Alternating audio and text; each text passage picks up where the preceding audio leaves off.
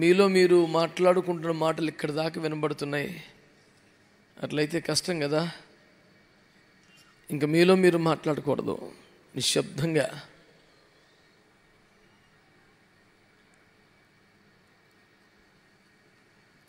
దేవుని వాక్య పరిచర్యకు సహకరించాలని, దేవుని ఆత్మ సంచారాన్ని గౌరవించాలని నేను మనవి చేస్తున్నాను. ఈనాటి ధ్యానం కొరకై ఓ వచనాన్ని చదివి మన ధ్యానాన్ని కొనసాగిద్దాం. మత్తయి సువార్త 16వ అధ్యాయం. మత్తయి సువార్త 16వ అధ్యాయం 18వ వచనం. ఎవరైనా ఒకరు మైక్లో చదవండి. ఈ రీడింగ్ కాంపిటీషన్ ఏమి పెట్టుకోకండి. మైక్లో చదివితేనే. స్వయంగా మన ప్రభువైన యేసుక్రీస్తు వారు సంఘమును గురించి పలికిన ఈ మాటను మీ గమనానికి తీసుకొస్తున్నాను. నేను నా సంఘమును కట్టుదును, పాతాళలోక గమనులు ద్వారములు దాని ఎదుట నిలువనేరవు. One of the most powerful statements of Jesus Christ. ఆయన సార్వభౌమాధికారి అయిన దేవుడని, వారి స్థాయిని చూపించే అద్భుతమైన వచనం ఇది. ఆరంభం నుండి కూడా దేవుని సంఘానికి అడుగడుగున వ్యతిరేకతలే, ఆటంకాలే, శోధనలే, ప్రతిబంధకాలే, అన్ని ప్రతికూలతలే. ఈ ప్రపంచ మానవ చరిత్రలో ఏ వ్యవస్థకు లేనంత రానంత వ్యతిరేకత దేనికైనా వచ్చింది అంటే అది యేసయ్య సంఘానికే కదా. ఎన్నిసార్లు కొట్టబడింది, ఎంతగా తరుమబడుతోంది. 33.5 సంవత్సరాలు జీవించాడు, 3.5 సంవత్సరాలు అరుపెక్క ప్రయాసపడ్డాడు. ఓ బోలను అద్భుతాలని చెప్తారు. ఈడ్చి కొడితే 11 మందిని సంపాదించుకొని వెళ్ళిపోయాడు. అదేమన్నా సక్సెస్ఫుల్ మినిస్ట్రీయా అని ఎద్దేవా చేసిన, ఎగతాళి చేసిన, వెటకారం ఆడుతున్న వారికి కరువు లేదు.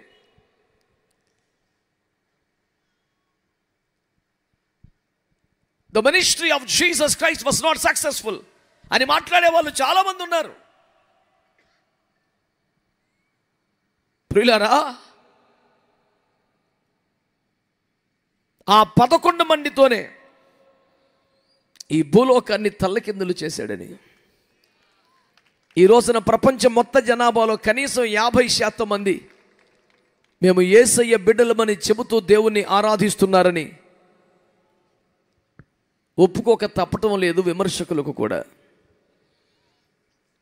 ఇన్ని బాధలు పెడితే, ఇంతమంది దైవజనులను చంపితే, ఇన్నిసార్లుగా చెదరగొడితే, నిషేధాలు విగిస్తే, ఎక్కడికక్కడే సమస్యలు ఏర్పడితే,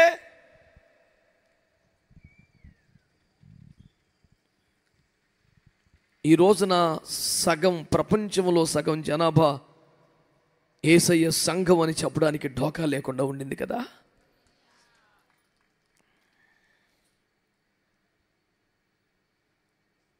ఏమిటి దీని వెనకాల సీక్రెట్ని అడుగుతారా? ఒక 2 చెప్పాలి. ఒకటేంటి తెలిసిన, నేను నా సంఘాన్ని కడతానని సవాలు చేసి చెప్పాడు యేసయ్య. దానికి ఆయనకి ఎవ్వరి దయాదాక్ష్యం లక్కర్లేదు. ఆయనే సార్వభౌమాధికారి అయిన దేవుడు. 115వ కీర్తనలు అంటాడు, ఆకాశమందు ఆసీనుడగిన ఆ దేవుడు భూమి మీద తనకిచ్చ వచ్చినట్లు సమస్తమును జరిగిస్తున్నాడని. ద సోవరెన్ లార్డ్ ఈ కార్యాలన్నీ భీకరంగా జరిగిస్తున్నాడని నిరూపించబడింది.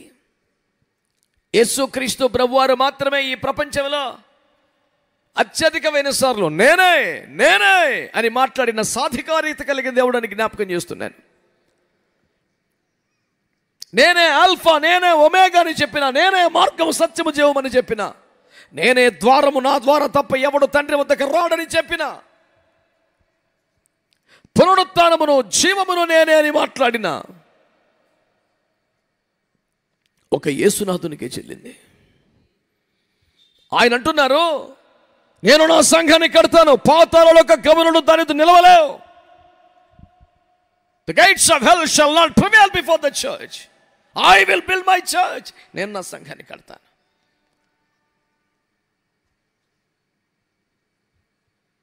చాలా సాదా సీదగా ఆరంభించబడి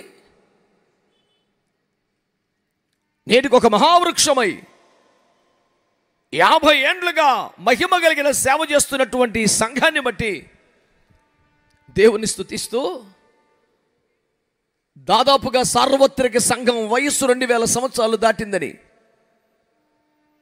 ఇన్నేండ్లుగా సంఘము యొక్క శోభ పెరుగుతోంది తప్ప తగ్గలేదని, అప్రతిహతంగా విస్తరిస్తూనే ఉందని నేను సమాజం దృష్టికి తీసుకొస్తున్నాను. కొన్ని చోట్ల క్రైస్తవ దేశాలుగా పిలువబడుతున్న చోట్ల క్రైస్తవ శాతం తగ్గడాన్ని జ్ఞాపకం చేస్తూ, అయిపోయింది లేవోయ్, మీరు ఊహించుకున్నంతగా ఏమీ లేదు, క్రైస్తవ దేశాల్లోనే క్రైస్తవ శాతం తగ్గిపోయింది. అది తగ్గిపోవచ్చున్న మహిమే అని కోపములో ఆవేశములో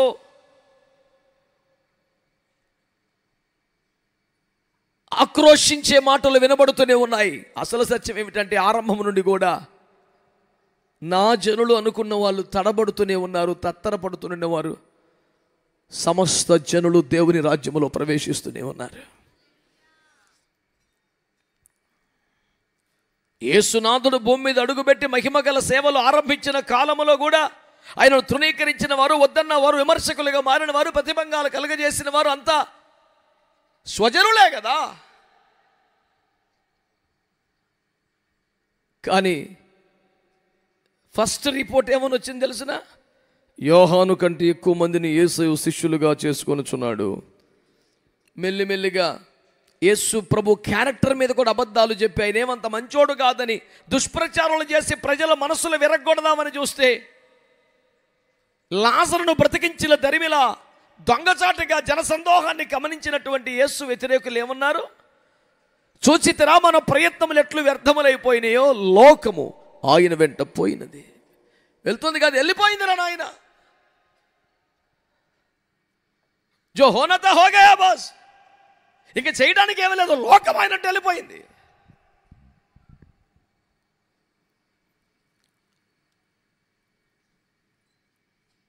వేసవికాలం అన్నాక, వడగాలు అన్నాక వచ్చాక ఎక్కడో ఒకటో అరో మామిడికాయ పరిపక్వం అవ్వకుండా రాలుతుంది కాబట్టి తోట సర్వనాశనం అయిపోయింది అనుకోవటం అమాయకం. టన్నుల కొద్ది దిగుబడి వస్తూనే ఉంది, కోట్లలో వ్యాపారం సాగుతూనే ఉంది. ఈ సువిశాల సామ్రాజ్యమైన దేవుని రాజ్యానికి, దేవుని సంఘానికి కూడా ఆటుపట్లు లేకపోలేదు, ఎదురు దెబ్బలు తగలేదు అనడం లేదు, ఇబ్బందులు రాలేదు అనడం లేదు. ఎన్నొచ్చినా ఆగని జైత్ర యాత్ర దేవుని సంఘము కొనసాగిస్తోందని నేను దేవుణ్ణి మహింపరుస్తూ ఉన్నాను. ఇంతగా సంఘం అప్రతిహతంగా తన విజయ యాత్రను కొనసాగించడానికి ఉన్న రెండవ కారణం, దేవుని బిడ్డలారా, ఈ లోకములో ఏ రాజ్యమైనా అమాయక ప్రజల రక్తములు చిందించి కట్టుకున్న రాజ్యాలే. కానీ యేసయ్య రాజ్యం మాత్రమే తన సొంత రక్తాన్ని చిందించి కట్టిన రాజ్యం. ఇది ప్రజల రక్తములతో కట్టిన రాజ్యం కాదు, యేసయ్య రక్తంతో కట్టిన ప్రేమ రాజ్యం. ఇది అంతకంతకు పరిడవిల్లుతోంది, విస్తరిస్తోంది. దేవునికి స్తోత్రం కలుగునుగాక. హల్లెలూయా. ఇన్ని వేల సంవత్సరాలుగా ఈ ప్రపంచంలో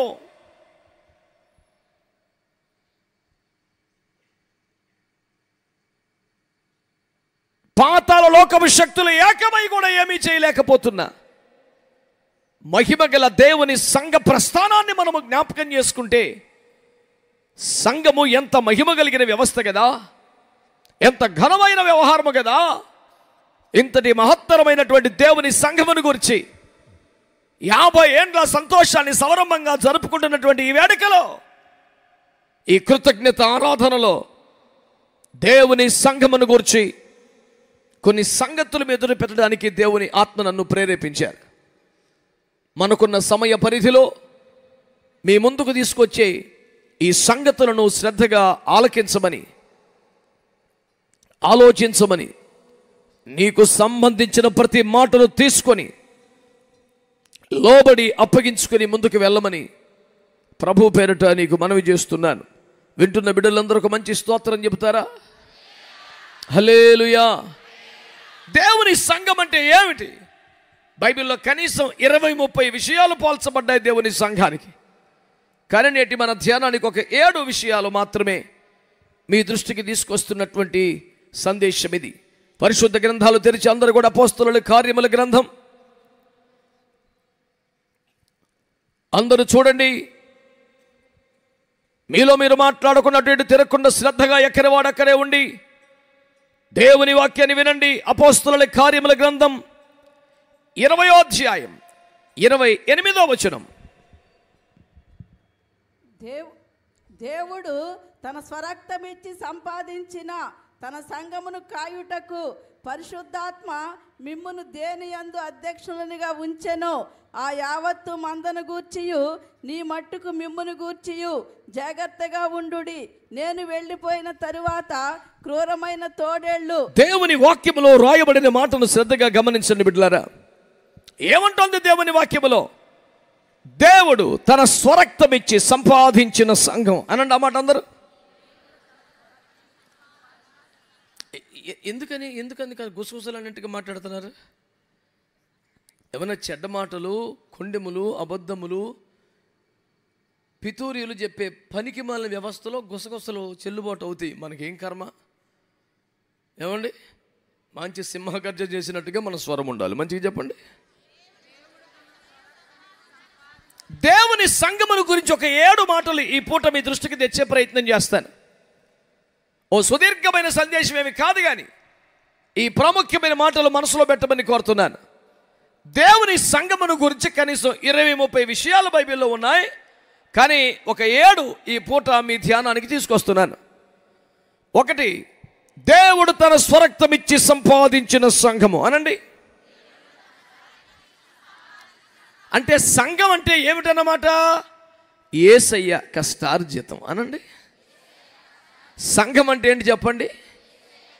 యేసయ్య కష్టార్జితం. ఆయన సంపాదించుకున్నది అది, ఆయన స్వసంపాద్యం అది. సార్వత్రిక సంఘాన్ని గురించి మాట్లాడుతున్నాను నేను. ఏ దేశమైనా, ఏ భాష అయినా, ఏ ప్రాంతమైనా, ఎలాంటి విశ్వాసపు అనుభవాలలో ఉన్నా యేసు రక్తంతో కొనబడి, వాక్యంతో కడగబడి, ఆత్మచేత ముద్రించబడి, ఆయన మహిమ కలిగిన 2వ రాకను సిద్ధపడుతున్న వారు ఎవరైనా ఉంటే వారందరినీ కలిపి సంఘం అంటుంది బైబిల్. ఈ సంఘం ఏదైతే ఉందో అది ఏమిటట? దేవుని కష్టార్జితం, దేవుని సంపాద్యం అది. కాబట్టి ఎప్పుడు, ఎక్కడ, ఎవరు ఏ స్థాయిలో పరిచర్యలు చేసినా, ఎంత ఘనముగా వాడబడినా సంఘం యొక్క ఓనర్ గారు మాత్రం ఆయనే. స్తోత్రం చెప్పండి, చెబుదాం గట్టిగా. ఆయా బాధ్యతలతో దైవజనులకు దేవుడు పనులు అప్పగిస్తుంటాడు. అధ్యక్షులుగా పెట్టాడు, కాపరులుగా పెట్టాడు, అపోస్తలుగా పెట్టాడు, ఉపదేశకులకు పెట్టాడు, కాపరులుగా పెట్టాడు, సువార్థికులు పెట్టాడు. నానా విధములైన పరిచర్య ధర్మములు సాగుటకు సేవాక్రమాలు ఎన్నో పెట్టాడు. కానీ యజమాని ఎవరు? గట్టిగా చెప్పండి, హల్లెలూయా. అందుకని అపోస్తలుల కార్యాల్లో సౌలు దుర్మార్గుడిగా సంఘమును హింసిస్తున్న వేళ యేసు ప్రభువారు ఏమన్నారు? సౌలా, నీవు ఎలా నన్ను హింసిస్తున్నావని ప్రభు అడిగా. నిన్నెప్పుడు హింసించానంటే నా సంఘాన్ని హింసిస్తే అది నాది, నా కష్టం అది. యెరూషలేములో సంఘాన్న, యోదయలో సంఘాన్న, ఇప్పుడు దమస్కు కేసరు పెట్టావా? అది ఏ ఊర్లో ఉన్నా, ఏ పేరుతో ఉన్నా సంఘము నాది, నా కష్టార్జితం అది. నేను దానికోసం ప్రయాసపడ్డాను. నా శరీరములో ప్రతి అవయవాన్ని గాయపరుచుకున్నాను. మృతుల లోకానికి వెళ్ళాను, మరణ వేదనలు భరించాను, మరణం యొక్క బలము గలవ నశింపజేశాను. మరణం యొక్క ఈ పాతాళ తాళం చెవులో లాక్కున్నాడు దగ్గర. చావునే చంపి సజీవుడిగా తిరిగి వచ్చాను నేను. ఇది నా స్వసంపాద్యం, ఇది నా కష్టం. ఇది సంఘాన్ని బాధ పెడితే నన్ను బాధ పెట్టినట్టే, సంఘానికి ఇస్తే నాకు ఇచ్చినట్టే, సంఘానికి ఏదైనా చేస్తే నేరుగా నాకు చేస్తే అది నాది.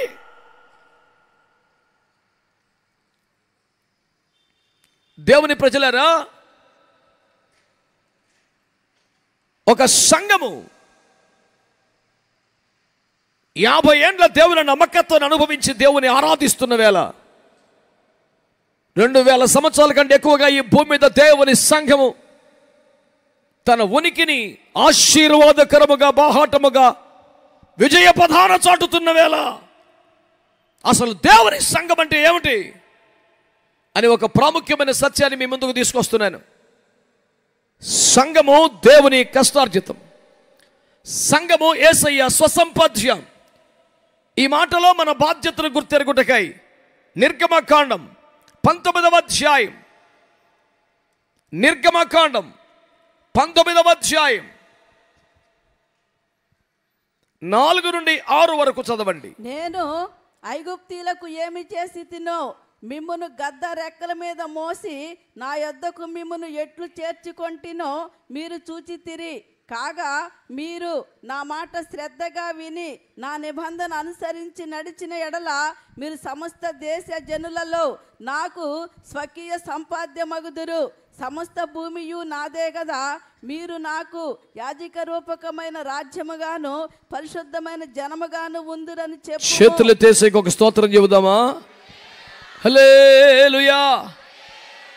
క్రీస్తుకు పూర్వ కొన్ని వేల సంవత్సరాల క్రితమే ఐగుప్తు దేశం నుండి దేవుని ప్రజలు విమోచించబడిన సంతోష తరుణంలో దేవుడు మాట్లాడిన మాట, ఐగుప్తును విడిచిపెట్టిన తర్వాత, సముద్రాన్ని దాటిన తర్వాత, సంహారకుని దాటి వచ్చిన తర్వాత, మన్నాను తింటూ బండలోని జలములు త్రాగుతూ మేఘము కింద అద్భుతంగా నడిచిపోతున్నటువంటి ఆధ్యాత్మిక ప్రస్థానంలో దేవుడు ఇలాగూ మాట్లాడాడు, సమస్త భూమి నాదే కదా, అయినా మీరు నాకు స్వకీయ సంపాద్యంగా ఉంటారు. ఎందుకు అలాగా అంటే, గ్రద్ద రెక్కల మీద మోసినట్లు నేను మిమ్మల్ని మోసి తెచ్చాను. అవునని కానీ, ఆమెనని కానీ, స్తోత్రం అని కానీ అనాలని మీకు అనిపించకపోవటం ఘోరం, నేరం. నేను చెప్పడం ఎవడని చెప్తాడు అది. నన్ను ఆయన రెక్కల మీద మోసి తెస్తున్నాడన్న మాట నీకు సంతోషం, కృతజ్ఞత కలిగించొద్దా?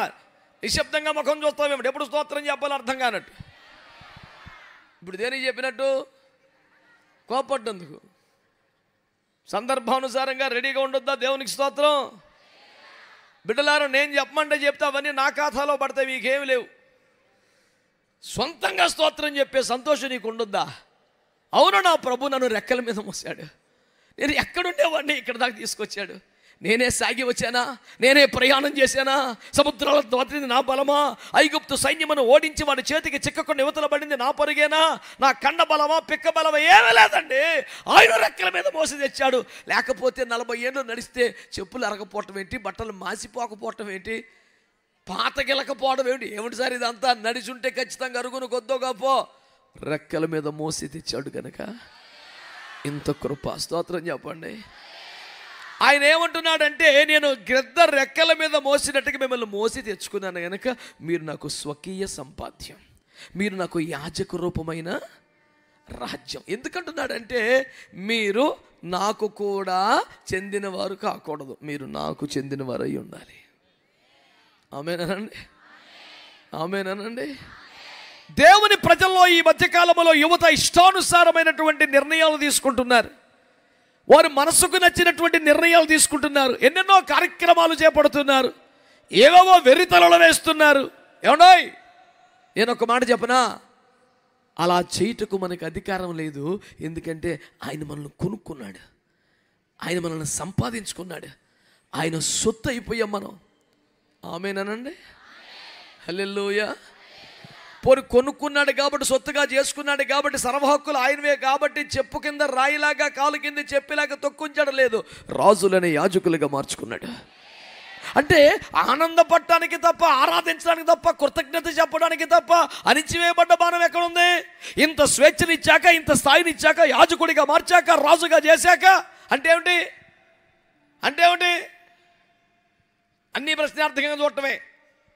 రాజు వెలుపటి యుద్ధాలను చేస్తాడు, యాజకుడు ఆలయం లోపల దేవుణ్ణి శాంతిపరిచి సంతోషపరుస్తాడు.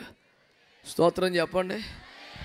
అంతరంగములో, హృదయములో పరిశుద్ధ మందిరములో సేవలో దేవుని సంతోషపరిచి, దేవుని శాంతపరిచి, దేవుని ఆనందపరిచి, దేవుని కృపాన్ని, మనసును, అభిష్టాన్ని గెలుచుకునే వ్యవహారం అంతా యాజకీయమైతే, దేవుని సంఘమును పాడు చేయుటకు, దేవుని ప్రజలను దునుమాటానికి బయలుదేరిన సాతానును ఓడించి వాడి అంతు తేల్చే వ్యవహారం అంతా రాజరికం. బయట యుద్ధాలు చేసేవాడు రాజు, లోపల సేవలు చేసేవాడు యాజకుడు. కానీ ఆ రెండు నువ్వే అన్నాడు యేసు ప్రభు. స్తోత్రం చెప్పండి, చెప్పాలి గట్టిగా. శరీరమునకు వెలుపట వస్తున్న పోరాటములు చేయవలసింది నీవే, అంతరంగములో దేవుణ్ణి ఆరాధించి సంతోషపరచవలసిన వ్యక్తివి నీవే. బిడ్డలారా, మీరు జాగ్రత్తగా వాక్యాన్ని వినండి.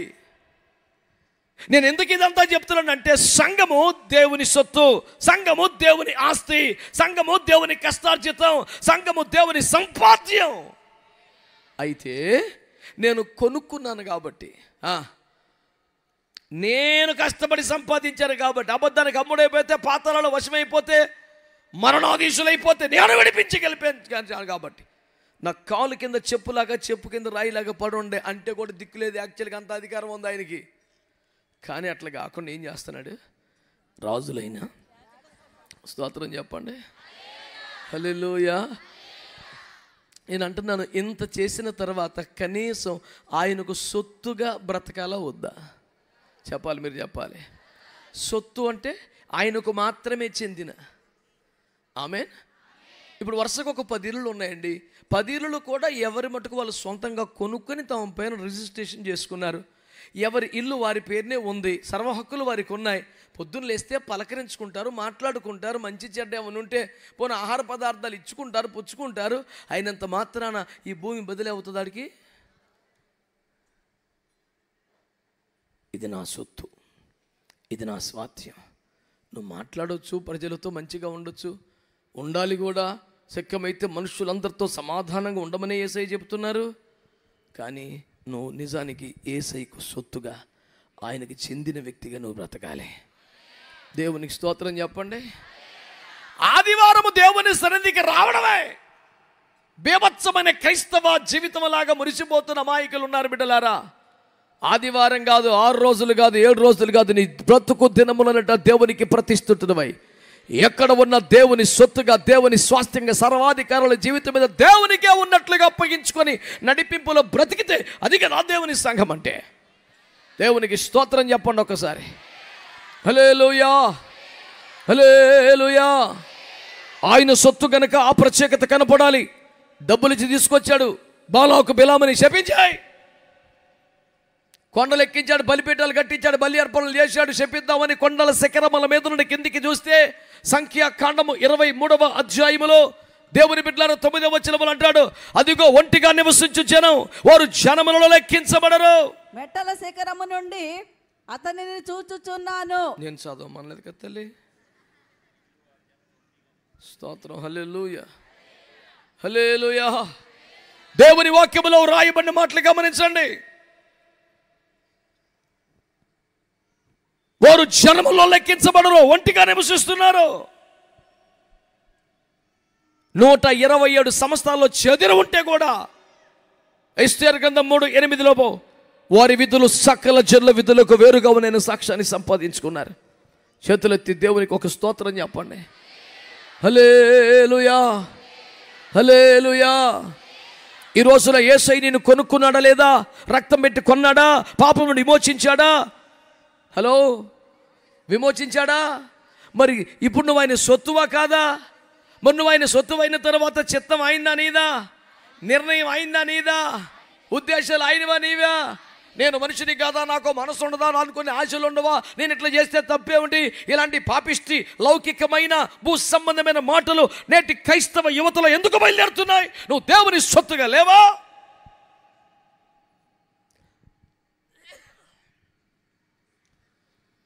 సంఘం అంటే ఏమనుకున్నావు?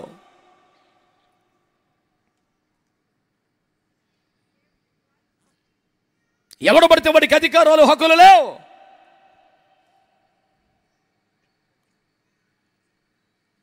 సంఘములో ఏ స్థానములో ఉన్నా ప్రతి స్థానం ఒక బాధ్యతే. యజమాని మాత్రం మన ప్రభువైన యేసుక్రీస్తు వారిని జ్ఞాపకం చేసుకోవాలి. ఆయన కష్టపడి సంపాదించుకున్న సంఘం ఇది. నేను కట్టుకున్నానని చెప్పిన సంఘం ఇదే, నేను కాపాడుకుంటానని చెప్పిన సంఘం ఇదే. దేవుని బిడ్డలారా, మీరు ఆలోచించాల్సిన మాటలు ఇవి. సంఘము దేవుని కష్టార్జితము సంపాద్యమని నమ్మితే, నిన్ను ఆయన కొనుక్కున్నాడు, ఆయన సొత్తుమని నమ్మితే, ఆయనకే చెందిన వాడుగా నువ్వు బ్రతకడానికి ఇష్టపడాలా. ఎఫెసీ పత్రిక 1లో కూడా ఈ విషయాన్ని 6-8 వచనాల మధ్య బహుతేటగా రాస్తాడు.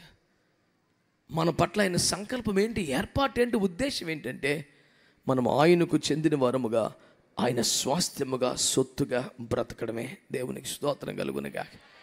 యథార్థంగా ధైర్యంగా ఎంతమంది చేతులు లేపి చెప్పగలరు, నేను కేవలం దేవుని సొత్తుగానే బతుకుతున్నాను, నా పెత్తనం ఏమి లేదు, నా ఆశలు ఏమి లేవు, నా నిర్ణయాలు ఏమి లేదు, చుట్టాల కోసమో, రాజకీయ నాయకుల కోసమో, డబ్బుల కోసమో, కులం కోసమో, కట్నం కోసమో, ఇంకో దానికోసం బతకట్లేదు, నేను కేవలం దేవుని కోసం బతుకుతున్నాను అని చెప్పే దమ్మున్న క్రైస్తవులు ఎంతమంది ఉన్నారు?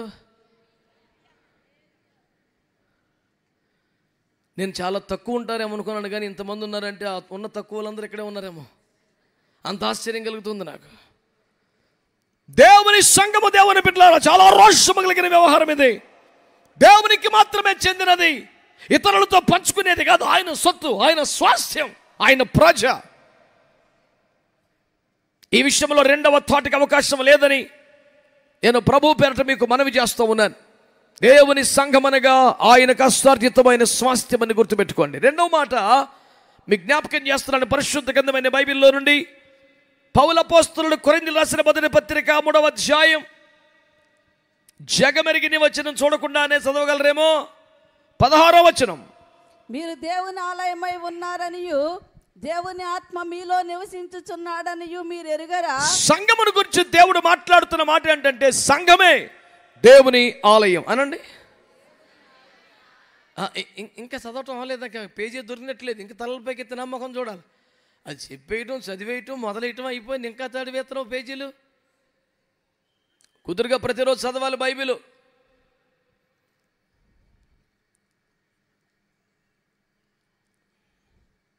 మొన్న ఒక చోట ఇలాగ సభకి వెళ్తే నా సందేశానికి ముందు సంఘ పెద్ద గారికి వాక్య పఠనం ఇచ్చారు. మరి క్రమమో ఏమిటో, సరే మంచిదే, దేవుని వాక్యం పఠించడం కూడా ఆశీర్వాదమే కదా. వాక్య పఠనం ఇస్తే ఆ రోజు నా సందేశం అది నహూము గ్రంథంలో నుంచి ఉంది. నాకేం తెలుసు ఇతగాడి వ్యవహారం. నన్ను అడిగారు, వాక్య పఠనం ఏం చదివించమంటారంటే పలానా నహూమునాయన అని చెప్పాను. ఆయన వేదిక వచ్చి మళ్ళీ అడిగాడు, ఏమిటది వాక్య పఠనం అని. 100 సార్లు మైకిల్ చెప్పిన ఎండాడు, అది ఒక రకం. మళ్ళీ వేదిక వచ్చి ఏంటది అంటే, పాప మీ పాస్ట్ గారు అద్దతులాడుతా అన్న నహూము 2వ అధ్యాయం అన్నాడు. బైబిల్ చిరిగిపోయేందుకు కానీ వాడికి దొరుకుతులా నహూం. చాలామంది సెల్ ఫోన్స్లో ఎందుకు బైబిల్ చూస్తున్నారో తెలుసా? అడిగి బైబిల్ తీస్తాం రాదు, అందులో అయితే కొట్టుకొని చూసుకోవచ్చని. బైబిల్ బరువు కదా, అడిగి రాదు తీయటం. దొంగ వ్యవహారం ఇది, అదొక దొడ్డిదారన్నమాట. నహూమనగా నహూమని కొడతాడు, వచ్చేత తీసేసి చదివేస్తుంటాడు. చాలా కష్టపడ్డాడు. ఇక పాస్టర్ గారు అది బాధ చూడలేక ఆల్రెడీ తీసిన తన బైబిల్ని ఇచ్చి, అన్న ఇది చదవని ఇచ్చాడు. థ్యాంక్ యూ అని చక్కగా తీసుకొని చదివాడు కానీ 2 వచనాలు ఒక 10 తప్పులు చదువుకుంటాడండి. అతను భూమి మీద ఆ మనిషి ఎప్పుడు బైబిల్ తీసిన రకం కాదని అర్థమైపోతుంది. నాకు చాలా కోపం వచ్చింది.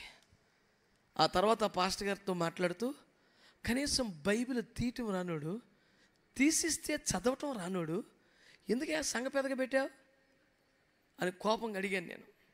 ఆయన చూసి, ఊరుగానా నేనే ఆడబెట్టాను, ఆడే పెట్టుకున్నాను నన్ను. చి బైబిల్ క్రమం ఇట్లాగే ఉందా అండి? ఇదేమి దౌర్భాగ్యం అండి ఇది. అందుకనే 2006లోనే కవిత రాశాను, ఆహార్యములో ఐశ్వర్యమున్న ఆలోచనలో దారిద్ర్యం పోలేదని.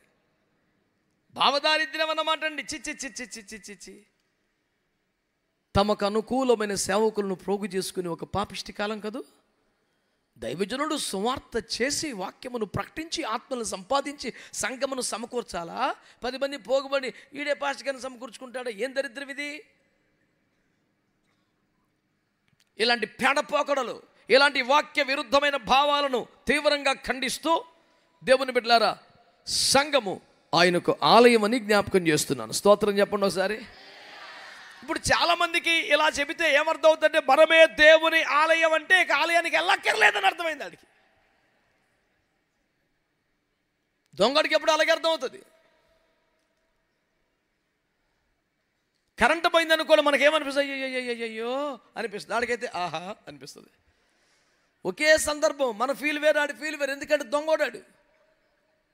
కరెంటు పోతే మనకు బాధ అనిపిస్తుంది, అయ్యో అనిపిస్తుంది. ఆడికైతే एक नंबर का मौका मिल गया भाई, హల్లెలూయా, 2 मिनट में खत्म करना है. 2 నిమిషాల్లో తగ్గొట్టే లేచి రక్తం వేయం.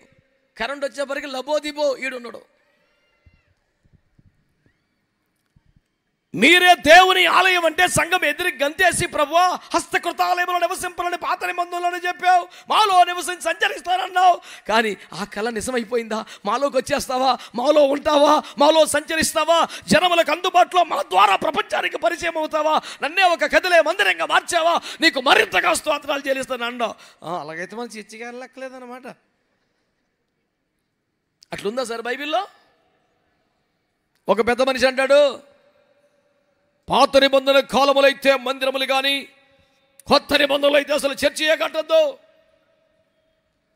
డబ్బును వేస్ట్ చేయడమే, పాస్టర్ల జీవనోపాధి కోసం ఒక ఏర్పాటు తప్ప అంతకన్నా ఏమీ లేదు. ₹1 పెట్టుబడి ఉండాలా? ఏమన్నా అర్హత ఉండాలా చెత్త వాగుడంత వాగడానికి? ఎవడైనా మాట్లాడవచ్చు కదా, దానికి క్వాలిటీ ఏముంది అసలు? ఒక మంచి మాట చెప్తున్నాను మీకు దేవుని బిడ్డలారా, శ్రద్ధగా దేవుని వాక్యాన్ని వినండి. ఇప్పుడు ఒకవేళ మనమే దేవుని ఆలయం అని రాసిన మాట ప్రకారం ఆలయానికి వెళ్ళక్కర్లేదని అర్థమే ఉంటే, హెబ్రీ పత్రిక 10:24లో కొందరు మానుకొనుచున్నట్టుగా సమాజంగా కూడుకోవటం మానొద్దని ఎందుకు చెప్పాడు?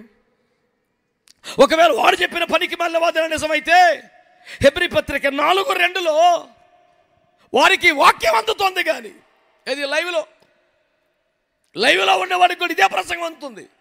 వారు విన్న వారితో కలిసి ఉండలేదు కనుక ఆ వాక్యం వారికి నిష్ఫలమైపోతుందని ఎందుకు చెప్పాడు?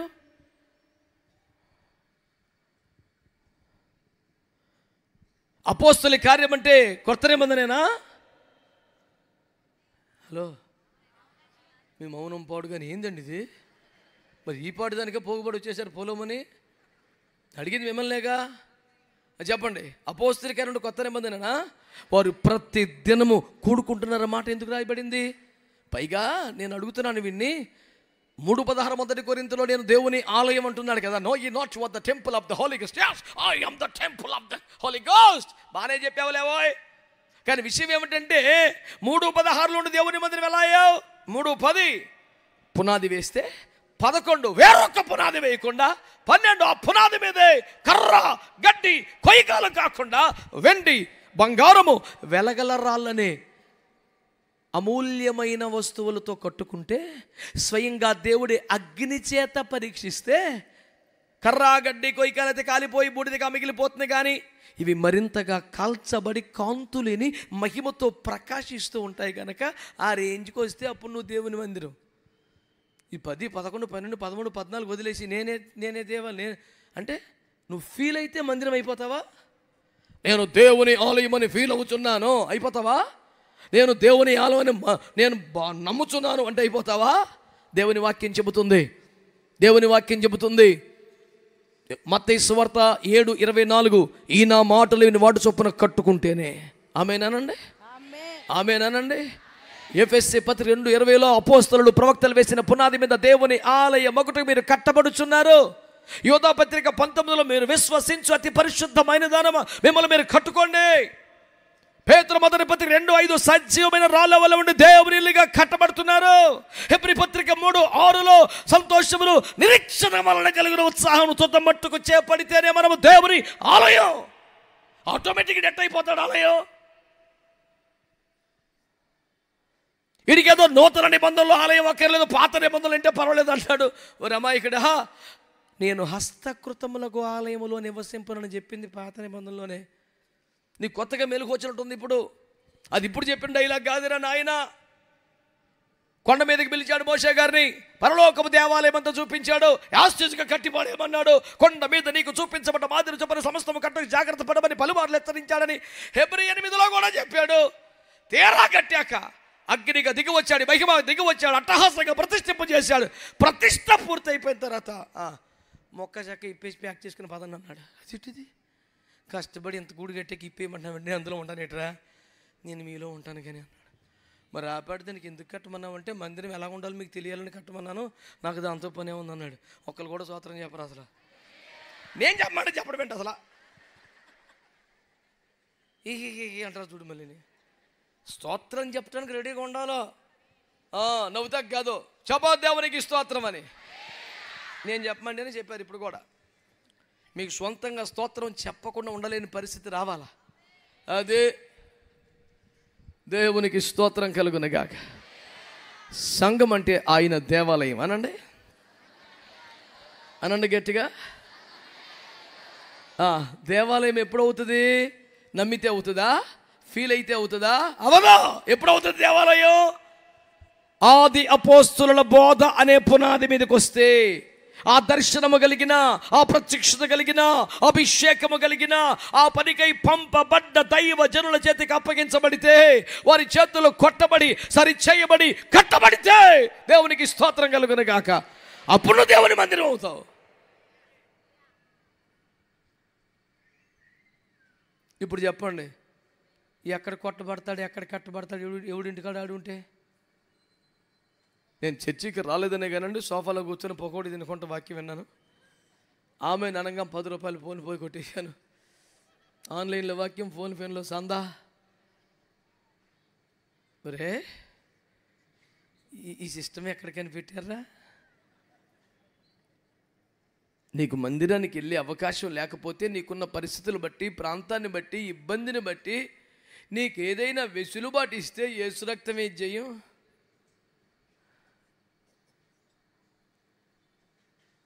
మనిషి స్వతహాగా ఊపిరి తీసుకుని బతికే సౌకర్యం లేకపోతే వెంటిలేటర్ పెడతారు, కానీ వెంటిలేటర్ ద్వారా ఒక 20 సంవత్సరాలు బతకాలనుకోవటం ఏమైనా బుద్ధున్న వ్యవహారమేనా? కృత్రిమంగా కూడా శ్వాస అందించవచ్చునా? I don't know this facility, this is wonderful. ఎంత అవుతుంది వెంటిలేటర్కి? మేము నలుగురు 4 కొనేసుకుంటాం. 400 కొన్నవాడు కూడా మిగలేదు యేసు రక్తం ఇచ్చి. మీకు ఆ సందర్భం మళ్ళీ ఎందుకు చెప్పడం, మీకు పోనివ్వండి. ఎప్పుడు జరిగిందా గొడవంతా? అదిగో కల్వరి సిలువను కూడా మర్చిపోతున్నారు భక్తులు. కానీ బాబోయ్, ఏం భక్తులు రా నాయన. సంఘము దేవుని ఆలయం. చెప్పండి హల్లెలూయా. చెప్పండి ఇప్పుడు. హల్లెలూయా కాదు, ఎప్పుడు? అపోస్తలులు ప్రవక్తలు వేసిన పునాది మీదకి వస్తే, అభిషేకము దర్శనము కలిగిన సేవకుల చేత కట్టబడితే, ఆయనకే అంకితం చేయబడుతూ అది ప్రతిష్ఠించబడితే అప్పుడు దేవుని ఆలయం. నేనే దేవుని ఆలయం. ఎట్టయితావురా దేవుని ఆలయం? దయ్యాల కొంపగా బతికి ఆడెవడో ఉన్నాడంటే, వాళ్ళు 6000 దయ్యాలు ఉన్నాయి అంటాడు. అసలు ఎంత ఓపిక మంతుడు అన్నాడు. ఒక దయ్యం పట్టిన పిల్లగాన్ని 2-3 పట్టుకొచ్చాడు మన చర్చికి. వాళ్ళిద్దరు ముగ్గురిని ఇసిరిపారేస్తున్నాడు. ఒక దైవం ఉంది అందులో. దేవుని మందిరంలోకి తీసుకొచ్చాక, ప్రార్థన చేశాక ప్రభు కృప చూపి వాడికి విడుదల ఇచ్చాడు, ప్రశాంతంగా వెళ్ళిపోయాడు. కానీ ఒక్క దయ్యం పట్టినోడు ఆడు వెళ్ళిపోయి, నేను ఆలోచించాను, ఒక్క దయ్యం పట్టినోడు ఇంతమందిని అల్లాడించాడు కదా, వాళ్ళు ఎవడు 6000 దయ్యాలు ఉన్నాయంట. ఆడు ఎంత అల్లరి చేసి ఉంటాడు. అందుకే నేను ఒంటి మీద సరిగ్గా బట్టలు లేవాడికి. రే తప్పురా, అదేందిరా మంచిగా బట్టలు వేసుకుని అంటే కలబడి కొట్టేస్తున్నాడు. మీరు ఎప్పుడు చూసారు అలాంటి వాళ్ళని? వాళ్ళని కాదు, సరైన బట్టలు వేసుకోకుండా కొంచెం కొంచెం వేసుకొని, ఎవడో కళ్ళలో మెదిలాడు నీకు. ఇంకెందుకు, వాడు మీ ఇంట్లోనే తెచ్చాడుగా. 3000 రూపాయలు ఎత్తే చిరిగిపోయిన ప్యాంటు తెచ్చాడు ఒకడు. అది కూడా మర్యాద లేకుండా ఏడబడతాడు, చిరిగే ఉంది. నేను ఆడ మీద జాలేసి పాట ఎత్తమని అందరూ పాట ఎత్తక సైడ్కి తీసుకెళ్ళి 2000 ఇచ్చి ప్యాంటు కొనుక్కోరా అన్న. అంకుల్ దిస్ ఇస్ 3000 రూపీస్ అన్నాడు. ఒరే ఇన్ని రకాలుగా చిరిగిపోయిన ప్యాంటు 3000 కట్టుకున్నవారు అంటే, this is trend uncle, latest fashion. ఇప్పుడు ఎంత ఫ్యాషన్ అయితే చిరిగిపోయిన కొట్టలు వేసుకుంటాం ఏంట్రా? ఆ రకంగా చిరిగిపోతే మా చిన్నప్పుడు స్టీల్ సామాన్లు కూడా ఇచ్చేవాళ్ళు కదా, వాటికి కొద్ది గొప్ప మర్యాద ఉంటే తప్ప. ఒకడు దేవుని ఆలయముగా బ్రతకాల్సిన తీరదా? చెయ్యి. నువ్వు ఎవడు అనుకుంటున్నావు? ఇంత జుట్టు పెట్టుకోవచ్చాడు చర్చగా, నడుతుంటే అడిగన్న ముందు జుట్టు నడుతుంది. ఇటు వచ్చాడు చర్చికి. నేను మా చర్చిలో ఎంట్రన్స్ సింహద్వారం దగ్గర కుర్చీ వేసుకొని కూర్చొని ఉంటాను. వచ్చే పిల్లలందరూ పలకెత్తుంటాను. ఆడు ఎవడు కొత్త మంచి చెడ్డ కూటమంతా అక్కడ సగం అయిపోద్ది. పాటలు అయిపోయి ఈ గొడవ గోత్రం అంతా అయిపోయేదా గుమ్మకాడు ఉంటా చేరేసుకొని వచ్చేపోయి, నాన్న ఎక్కడ నాన్న ఎవరు ఏంటి సంగతే పక్క సంగం కొంచెం జాగ్రత్తగా మీ చర్చికి వెళ్ళిపో, ఇవన్నీ అక్కడ చేస్తుంటాను కూర్చొని. ఇలా జరుగుతుంటుంది వ్యవహారం. ఒకడు వచ్చాడు ఇట్ట, ఏందిరా ఇదే ఫస్ట్ ఇక్కడ రావడం అంటే, ఇదే ఫస్ట్ ఎవరో చెప్తే బాగుంటుంది అంటే వచ్చాను అన్నాడు. సర్లే కానీ మీరు ఇదేంటి అన్నాను. ఫ్యాషన్ అన్నాడు. ఏం ఫ్యాషన్ అన్నా? I don't no but this is latest. నేను నాకు తెలిసి బైబిల్లో ఉందా? బైబిల్లో ఉందా? అది చాలా చాలా నేను మెచ్చుకున్నాను అనుకున్నాను, సంతోషం. బైబిల్లో ఉందా ఈ ఫ్యాషన్? ఏం ఫ్యాషన్ అన్నాడు? అబ్షాలోం ఫ్యాషన్ అన్నాను. అబ్షాలోం ఫ్యాషన్ అంటే ఆడికి తెలుసా? చివరికి వచ్చేసింది కూటం. ఏమి లేదురా, గాడి మీద వెళ్తుంటే ఎగురుతూ ఉంటే పై కొమ్మలకు చుట్టుపట్టుకుందాడు, పైకి ఏలబడ్డాడు, చచ్చిపోయాడు, గాడిద వెళ్ళిపోయింది అంటే, నాకు ఇప్పుడు గాడిద లేదుగా అన్నాడు. అప్పుడు గాడిది ఇప్పుడు బైక్ రా తొందరలోనే. అమ్మో అంకుల్ మీరు మారు మనసు పొందిరా, మరి బైబిల్ పట్టుకున్నావు ఏందిరా పనులు? ఈ కాలం మొత్తం నువ్వే సంవత్సరంలో ఫీల్ అవుతున్నావా? చెప్పండి మనం ఎవరమే? చెప్పండి మనం ఎవరమే? ఇప్పుడు ₹1,00,00,000 మాట చెప్తాను చూడండి. ప్రకటన గ్రంథము 50వ అధ్యాయం. వెలుకోగలిగే ఉన్నారట శోభం. మనొకటి 153వ కీర్తన చెప్తే ఆడు బైబిల్ లేక పక్కోడు బైబిల్ చూస్తున్నాడు. అన్నయ్య నీ దాంట్లో కూడా లేదా అన్నాడు. వాడు నాకు లేదురా అన్నాడు. ఆడు ఉండదురా అని చెప్పట్లు ఆడు కూడా, నా దాంట్లో కూడా లేదురా. ఇట్లాంటి సగం లేని బైబిల్ మాకు అమ్మాడు ఆడని సీరియస్ చూస్తున్నాడు. అమ్మాడు అంటే గుర్తుకొచ్చింది. ₹1,00,00,000 క్యాలెండర్ ₹50 ఎత్తున్నాను, బయట ఉంది తీసుకోండి. ఏసు రక్తమే జయం. ఆది అపోస్తుల ఉపదేశాన్ని సమగ్రంగా సమృద్ధిగా దట్టించినటువంటి కనీసం ఒక ప్రసంగాల డైరీ కొనుక్కున్నట్టే. దేవునికి స్తోత్రం కలుగునుగాక. స్తోత్రం చెప్పండి. మీరు ఎందుకో ఎవరినో తదేకంగా గమనిస్తున్నారు నాన్ స్టాప్గా. అంత దృష్టి పెట్టారు ఇంతకాల మీద. ప్రశాంతంగా వాక్యమేనండి. దేవునికి స్తోత్రం చెప్పండి ఒకసారి. చెప్పాలి గట్టిగా. ప్రకటన గ్రంథము 11వ అధ్యాయం మొదటి వాక్యం చదివి పెట్టండి.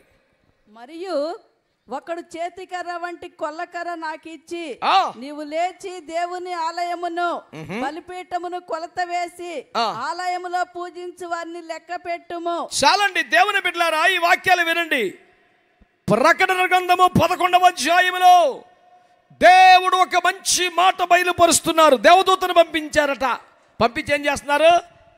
ఇదిగో దూత, నువ్వు లేచి దేవుని ఆలయమును బలిపీఠమును కొలత వేసి ఆలయములో.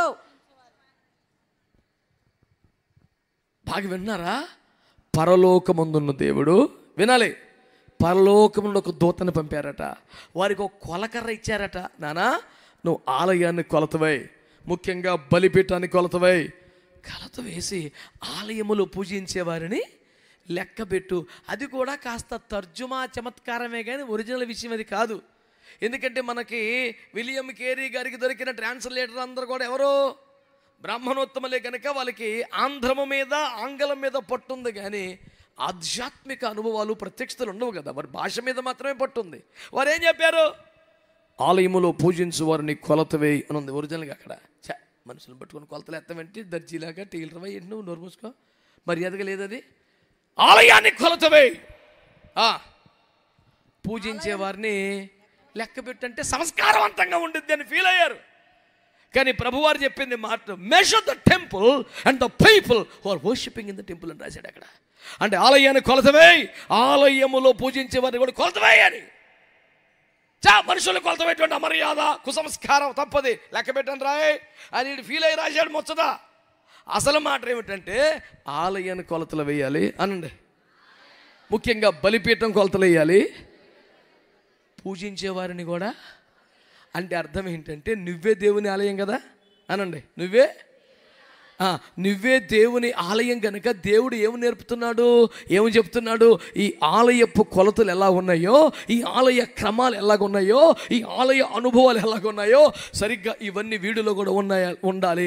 అలా లెక్కయ్యరా బాబు అని దేవుడు దూతను పంపాడు. ఇన్నేళ్ళుగా చర్చిలో పడి ఏడుతున్నారు, పాటలు అంటున్నారు, ప్రార్థన అన్నారు, సంఘ పెద్దవైపోయావు, డీకన్ బోర్డు అంటున్నావు, అదేదో బోర్డు అంటున్నావు, అడబోర్డు అంటున్నావు, ఏసు రక్తమే చేయం, బోల్డ్ కమిటీలు సృష్టించావు, అన్నిటికీ నువ్వే చైర్మన్, ఎంత గొడవ చేసావు కదరా. డబ్బులే పెరిగినాయా, మాటలే పెరిగినాయా, సో కాల్డ్ ఎక్స్పీరియన్సే పెరిగిందా? లేకపోతే నిజంగా నువ్వు ఆలయ కొలతలకు తగినట్టుగా పెరిగావా? సింపుల్గా చెప్తాను, పై నాకు లోతుకి వెళ్ళకుండా. ఏమండి, ఇలా చూడండి,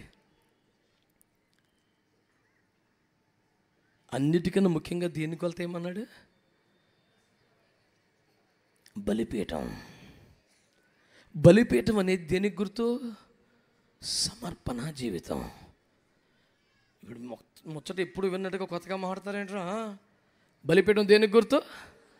నా మాట జాగ్రత్తగా వినే ప్రయత్నం చేయండి. సింపుల్గా చెప్తాను. గుడారాన్ని బయట నుంచి చూడండి, వెలుపటి ఆవరణంలో బలిపీఠం ఉంటుంది. కొంచెం లోపల రాగానే గంగాలం ఉంటుంది, ఇంకొంచెం ఎదరికి వస్తే లెఫ్ట్ సైడ్ దీపవృక్షం ఉంటుంది, రైట్ సైడ్ బల్ల ఉంటుంది, మధ్యలో తోపేతుకు ఉంటుంది, తెర ఉంటుంది, అవతల మందసం ఉంటుంది. అయిపోయింది. దేశ రక్తం చేయి. స్తోత్రం చెప్పండి. తలలు పైకెత్తి నా ముఖం చూస్తా వినండి. ఓ తడి వేసుకుంటున్నారు ఎందుకని? స్తోత్రం చెప్పు. ఇప్పుడు దేవుడు నీవే దేవుని ఆలయం అన్నాడు కనుక నీలో కూడా ఏముండాలి? ఈ శరీరమే ఆవరణం అనుకుంటే, పరిశుద్ధ స్థలం అతి పరిశుద్ధ లోపల ఉంటే ఈ లోపల వ్యవహారాలనే ఉండాలి. వినండి, బలిపీఠం ఎక్కడ ఉంటుంది? వెలుపటి ఆవరణంలో ఉంటుంది. బలిపీఠం అంటే అర్థం ఏమిటి? సమర్పణ జీవితానికి సాదృశ్యం. అంటే నీ సమర్పణ నీ ఆంతరంగిక వ్యవహారం కాదు, నీ వ్యక్తిగత జీవితం కాదు, నీకు దేవునికి మాత్రమే తెలిసే ముచ్చట కాదు, రోడ్డును పోయేవాడికి కూడా తెలియాల్సిన ఒక అద్భుత విషయంగా సమర్పణను బయట పెట్టాడు. స్తోత్రం చెప్పరా. అందుకని ఆలయాన్ని కొలతవి అంటూ ఏం చెబుతున్నాడు? మొదట బలిపీఠం ముందు. అంటే క్రైస్తవుడు అనిపించుకున్న వాడికి వాక్యం బాగా తెలుసా లేదా, నీకు బాగా మంచి మాటలు చెప్పగలవా లేదా, చమత్కారంగా మాట్లాడతావా లేదా, డిబేట్లో ఇరగదీసేస్తావా లేవా, ఓరి ఇది కాదురా. అసలు నీ సమర్పణ ఎంత? మందసము అంతరంగిక వ్యవహారం, అది అతి పరిశుద్ధ స్థలం ప్రధాన యాజకుడికి మాత్రమే తెలుస్తుంది. పరిశుద్ధ స్థలంలో దీపవృక్షం ఇవన్నీ కూడా యాజకుడికి తెలుస్తాయి. కానీ దారిని పోయేవాడికి కూడా తెలిసే విషయం ఏంటి? బలిపీఠమే. సరిగ్గా ఉందా? కట్టెలు పేర్చారా? వధించబడ్డ పశువు ఉందా? అగ్ని దిగి వచ్చిందా? ఇది దారైపోయేవాడు కూడా అర్థమైపోతుంది.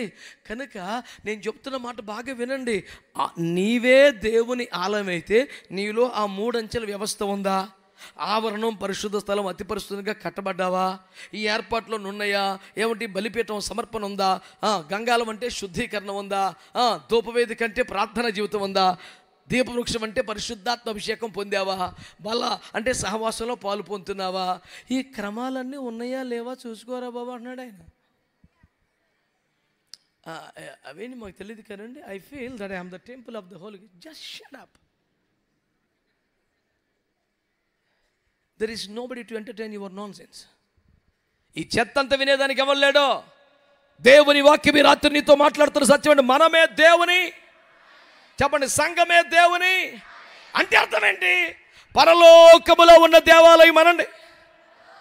మోషేకు బయలుపరచబడిన దేవాలయం, క్రొత్త నిబంధన సంఘము ఉండవలసిన నమూనా అదే. మీకు అర్థమైందా? నా మాట నుండి ప్రత్యక్ష గుడారం అనగానే కొంతమందికి ఎలవాయి బాబా అంత పాత నిబంధన ఇప్పుడు మళ్ళీ మొదలెట్టాడు. ఒరే అమ్మాయి కూడా ప్రత్యక్ష గుడారం పాత నిబంధన కాదయ్యా, కొన్ని కోట్ల సంవత్సరాలుగా పరలోకములో ఉన్న దేవాలయం అది. పాత నిబంధన కాలములోనే బయలుపరచబడిన దేవాలయం అది. నూతన నిబంధన సంఘము కట్టబడవలసిన క్రమాలవి. దేవునికి స్తోత్రం చెప్పండి గట్టిగా. హల్లెలూయా. అందరు చెప్పారా గట్టిగా? నెంబర్ 1 సంఘం అంటే దేవుని కష్టార్జితం, దేవుని ఆస్తి, దేవుని స్వసంపాద్యం. కాబట్టి మనము దేవునికే సొత్తుగా బతకాలి. రెండో మాట, సంఘం అంటే దేవుని ఆలయం, పరలోకపు దేవాలయపు కొలతలకు అనగా ప్రమాణాలకు లేదా స్టాండర్డ్స్కి మనం తగినట్టుగా ఉండాలి. ఆమేన్ అనండి గట్టిగా. హల్లెలూయా. నీ మందిరమై నేనుండగా నా యందు నివసించడం అడ్డానికి ఏముంది పెట్టుబడి? నీవే దేవుని ఆలయం అయితే నీలో ఆ సమర్పణ కనబడాలి. ఆమేన్, ఆమేన్. సమర్పణ అనండి అంటే ఏమిటి? దేవునికి ఇవ్వడం కదా. బలిపీఠం మీద ఏదైనా పెట్టి మళ్ళీ తెచ్చుకుంటూ ఉంటుందా? మాట్లాడతలేదు. పోనీ ఎంతో కొంత పెట్టి మళ్ళీ అందులో సగం సింపేసుకొత్త కొందా. ఇప్పుడు దేవుడు డబ్బులు పెట్టమన్నాడా? సజీవంగా నిన్ను బలిపీఠం పెట్టుకోమన్నాడా? అంటే నువ్వు దేవునికి సమర్పించుకున్న తర్వాత చెప్పండి, దాన్ని లౌకానికి వాడవచ్చా? దానితో పాపం చేయవచ్చా? లోక సంబంధమైన కార్యక్రమాల్లో మునిగి తేలవచ్చా? అది దేవునికే అంకితమైపోయినట్లుగా ప్రతిష్ఠింపబడాలి. ఆమేన్ అనండి గట్టిగా. హల్లెలూయా. దేవునికి స్తోత్రం చెప్పండి గట్టిగా. బలిపీఠం మీద అగ్ని ఆరకూడదంట, ఎప్పుడు మండుతూనే ఉండాలంట. అంటే బలిపీఠము ఇత్తడి రేకు ఎందుకు పెట్టాడు? వేడిని తట్టుకునే కెపాసిటీ దానికి ఉంది కాబట్టి, ఎక్కువగా వేడిని నిల్వ ఉంచుకునే కెపాసిటీ ఉంది కాబట్టి, ఎంత వేడి వచ్చినా కరిగిపోయే ప్రమాదం లేదు కాబట్టి, ఎంత అగ్ని దిగి వచ్చినా లోపల తుమ్మకరకి ఇబ్బంది లేకుండా ఇది కాపాడగలుగుతుంది కాబట్టి, దేవుని బిడ్డలారా, దేవుని అగ్నిని సహించగలిగిన, భరించగలిగిన, కాపాడుకొనగలిగిన ఒక స్థాయి ఉంటే అది బలిపీఠపు అనుభవం. యెషయా గ్రంథంలో ప్రభు అంటాడు కదా, మీలో దహించు అగ్నితో నిత్యము ఎవడు సహవాసం చేయగలడు? కాస్త దేవుని అగ్ని అభిషేకపు సహవాసములు ఉంటే నిలబడలేకపోతున్నావు. ఒక అగ్ని జ్వాల తగిలితే నీ పరిస్థితి అల్లకల్లోలం అయిపోతుంది. కానీ బైబిల్లో దేవుడు ఒక సవాల్ విసిరాడు, మీలో నిత్యము దహించు అగ్నితో ఎవడు సహవాసం చేస్తాడు? ఒక బలిపీఠానికే ఆ స్థాయి ఉంటుంది. సరైన సమర్పణలోకి వస్తేనే, నాకేమీ అక్కర్లేదనుకునే అనుభవాలు ఉంటేనే. అబ్రహాం గారిని చూడండి, దేవుడు తనతో మాట్లాడిన ప్రతిసారి ఒక బలిపీఠం కట్టేవాడు. దేవుడు మాట్లాడితే ఒక బలిపీఠం. అంటే అర్థం ఏంటి తెలుసా? దేవునితో మాట్లాడిన ప్రతిసారి నువ్వు ఆ సమర్పణలోకి వచ్చేయాలి. ఎంతమంది ఆమేన్ అన్నారు? ఆలయాన్ని కొలత వేయాలి. కొలత వేసి ఏం చేయాలట?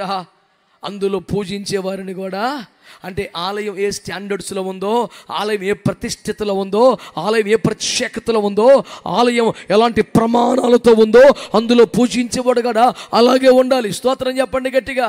ఆ స్టాండర్డ్స్కి రాకుండా, ఆ ప్రమాణాలకు రాకుండా, 7 ప్రదీపాలలో నూనె తగ్గకుండా, ఒత్తి ఆరిపోకుండా, దేదీప్యమానముగా దేవుని కొరకు పగలు రాత్రి వెలిగే అభిషేకం లేకపోతే, నిత్యము మండే బలిపీఠపు స్థాయి నీకు లేకపోతే, దేవుని బిడ్డలారా, అకస్మాత్తుగా అనూహ్యంగా మోషే ఆరోన్ని పిలిచి, ఆరోన్, నీ సువర్ణ ధూపార్తిని తీసుకొని బలిపీఠం పిలుచుకొని బయలుదేరరా అన్నాడు కదా. సంఖ్య 16లో ఎప్పటికప్పుడు చెప్తే అట్ట రాత్రి SMS పెట్టాల్సిందిగా పొయ్యి వేసుకుంటూ కూర్చొని తెల్లవారులు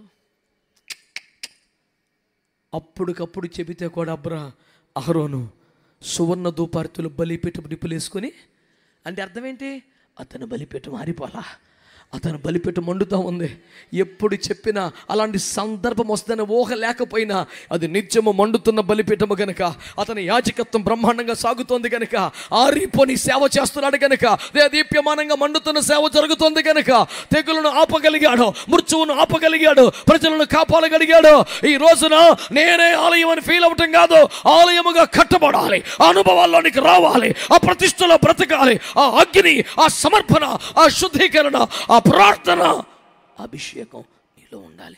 అందుకనే ఆలయాన్ని కొలత వేసి అందులో వాళ్ళని కొలతాయి. వాళ్ళు ఆ స్టాండర్డ్స్కి వచ్చారా లేదా? ఒట్టిగానే బతుకుతున్నారా? ఆ స్టాండర్డ్స్కి వచ్చారా లేదా?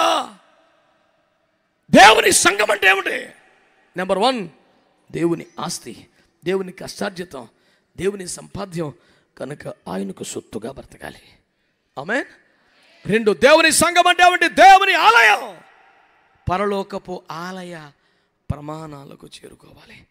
We need to grow up to the standards of heavenly temple. That is the ultimate goal of a Christian. దేవునికి స్తోత్రం చెప్పండి. అందరూ బాగా చెప్పండి. వాక్యాన్ని వింటున్నారా? మీరందరూ అర్థం చేసుకుంటున్నారా? చెప్పండి. మొదటి మాట ఏంటి?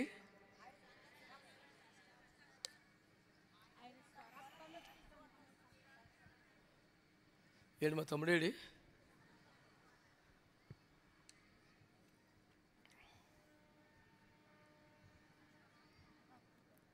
వీళ్ళ ప్రోగ్రెస్ రిపోర్ట్ ఎందుకు అబ్బాయి గుసగుసలాడుతున్నారు? ఎందుకు వీళ్ళ సంగతి ఏంటి? ఏసు రక్తం ఏంటి? ఇప్పుడు చెప్పండి. మీ వాడు విన్నాడు, చెప్ప. ఇప్పుడు పెంచారా సౌండ్? అయ్యో, బాగానే గ్రిప్ సంపాదించావు, దేవునికి స్తోత్రం. హల్లెలూయా, శభాష్. ఆల్రైట్, దేవునికి స్తోత్రం చెప్పండి గట్టిగా. సంఘం అంటే ఆయన, కాబట్టి ఆయనకు ఆ మాట సన్నాసి రకం సౌండ్ పెట్ట చెప్పా, ఆయన సొత్తుగా బ్రతకాలి. నీళ్ళు నమ్ములుతామంటే దరిద్రం అని. దేవునికి స్తోత్రం. రెండో, సంఘం అంటే ఆయన ఆలయం, ఆ పరలోకపు ఆలయ ప్రమాణాలకు ఎదగాలి. ఆమేన్. మూడవ చదువుదాం దేవుని బిడ్డలారా, లూకా సువార్త 13వ అధ్యాయం 6 నుండి. మరియు ఆయన వారితో ఈ ఉపమానము చెప్పెను. ఒక మనుషునివి ద్రాక్షతోను అంజూరపు చెట్టు ఒకటి నాటబడి ఉండెను. అతడు దాని పండ్లు వెదక వచ్చినప్పుడు ఏమీ దొరకలేదు. కనుక అతడు, ఇదిగో 3 ఏండ్ల నుండి నేను ఈ అంజూరపు చెట్టున పండ్ల వెదక వచ్చుచున్నాను, కానీ ఏమీ దొరకలేదు. బిడ్డలారా, నా వైపు చూస్తే ఈ మాటలు ఇవ్వనండి. సంఘము దేవుని తోట అనండి. యోహాను సువార్త 15:1 ఈ భావన మనకు అర్థమవుతుంది. దేవునికి స్తోత్రం చెప్పండి. సంఘం అంటే దేవుని తోట అనండి గట్టిగా. అన్నారు గట్టిగా. ఇప్పుడు చెప్పండి, ఆ తోటకి యజమాని ఎవరు? ఆ తోటకి నీరు పెట్టేది ఎవరు? అది మీరు పాస్టర్లు వదిలేండి. ఈ దుర్మార్గమే నశించును గాక.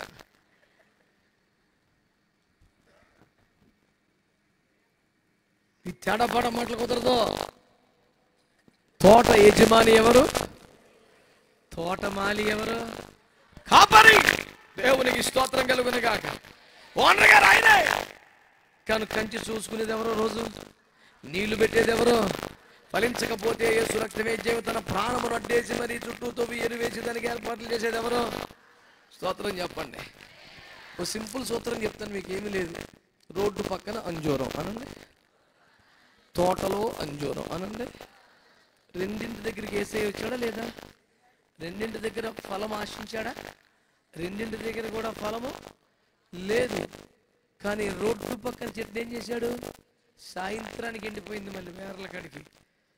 ఈ తోటలో చెట్టు ఏమైపోయింది తెలుసా అండి? దానికి కూడా ఫలం లేదు. దాన్ని కూడా చెప్పింది నరికాయ్ అన్న మూమెంట్ వచ్చేసింది.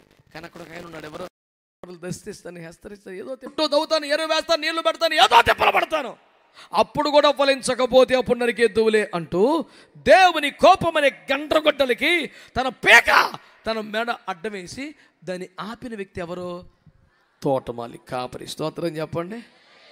దైవ సేవకులు లేకపోతే, ఆమేనండి, కాపరులే లేకపోతే, తోటమాలిగా పని చేయకపోతే, దేవుని కోపానికి అడ్డుపడే సమర్పణ వాళ్ళకి లేకపోతే, దేవుని కోపాన్ని, దేవుని తీర్పుని, దేవుని ఉగ్రతని సంఘం మీదకి రాకుండా అడ్డుపడే ప్రార్థన, సమర్పణ, ప్రేమే దైవజనుడికి లేకపోతే ఎన్నో చెట్లు నరకబడిపోయాయి. ఈ పాటికి ఇంకా దేవుని తోటలో ఉన్నావంటే మొత్తం నీదేనా బలం, నీదేనా ఫలం, నీదేనా రేంజ్ అంతా. ఇందులో తోటమాలి కష్టం లేదా? పానార్పణంగా పొయ్యబడ్డ సాక్ష్యం లేదా? నిద్రగాచి నీ కొరకు కన్నీరు గాచిన సందర్భాలు లేవా? దేవుని కోపం నీ మీదకి రాకుండా అడ్డుపడిన దైవజనుడు కాదా? చేతులెత్తి తెగులు ఆపినవాడు కాదా? తన ప్రాణమునకు అగ్ని చేతుల్లో పట్టుకొని, నిప్పులు చేతుల్లో పట్టుకొని తెగులకు ఎదురెళ్తూ నీ కుటుంబ క్షేమాని కోసం ప్రయాసపడ్డవాడు దైవజనుడు కాదా?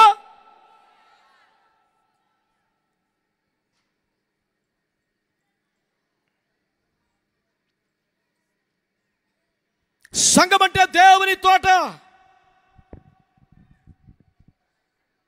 ఖచ్చితంగా ఒక తోటమాలి ఉంటాడు, ఒక కాపరి ఉంటాడు, ఒక దైవజనుడు ఉంటాడు.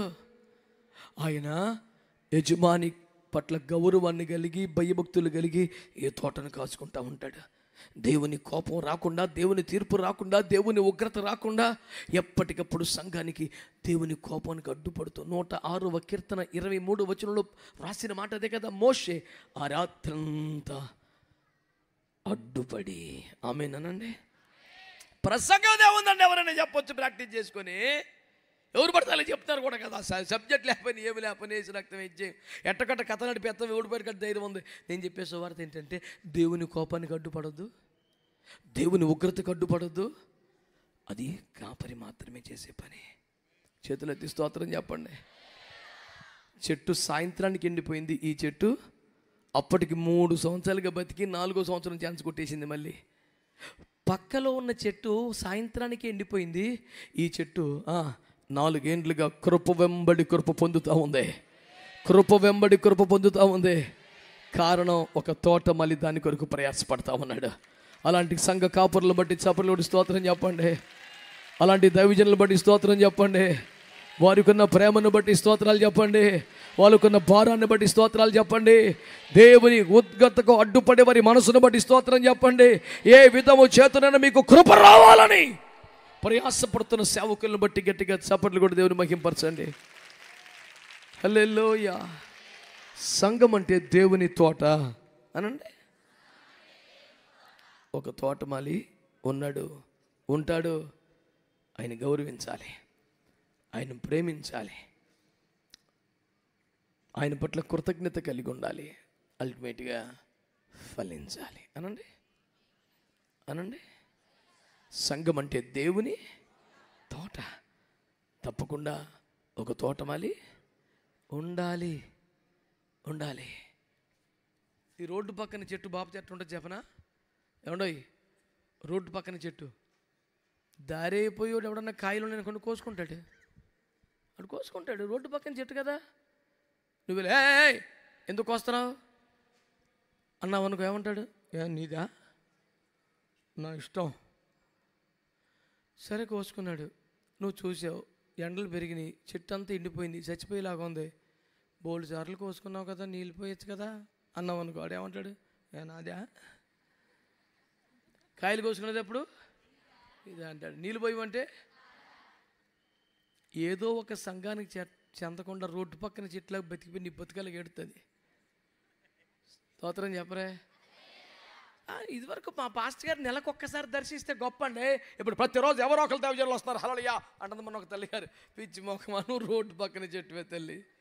దారిపోడు ఎవడొకడు వస్తాడు. కాయలు ఉన్నంతకాలం అంటే సందా ఇచ్చినంతకాలం ఎందుకు రారు? నువ్వు ఎవడమైతే అడిగి ఏం కావాలి? రక్తి విజయం ప్రభు నేను ఉద్యోగించును గాక అనగా చేతిలో పెడితే గాడ్ బ్లెస్ యూ. వెళ్ళిపోయింది. స్వామి కార్యం స్వకార్యం సంపూర్ణం. దేవునికి స్తోత్రం. ఎవడు వెళ్ళిపోతాడు? హల్లెలూయా.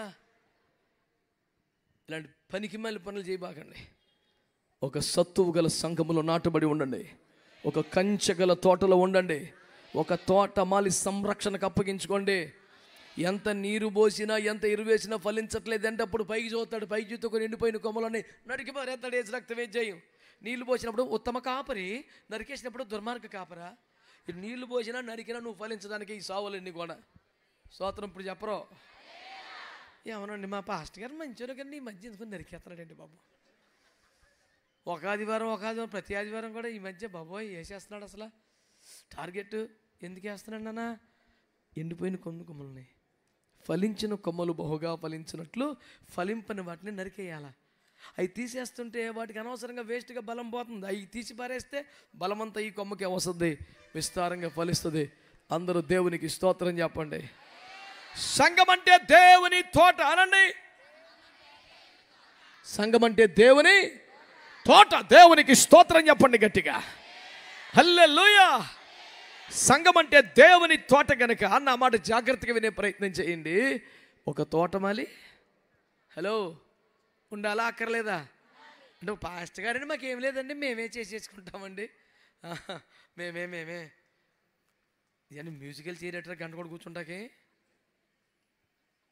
పనికి మళ్ళీ నాటలు ఆడబాకండి దేవుని సేవలో. దేవునికి స్తోత్రం కలుగునుగాక. చెప్పండి మంచిగా హల్లెలూయా. మరొక మాట కూడా మీకు జ్ఞాపకం చేస్తాను. ప్రకటన గ్రంథం 1వ అధ్యాయము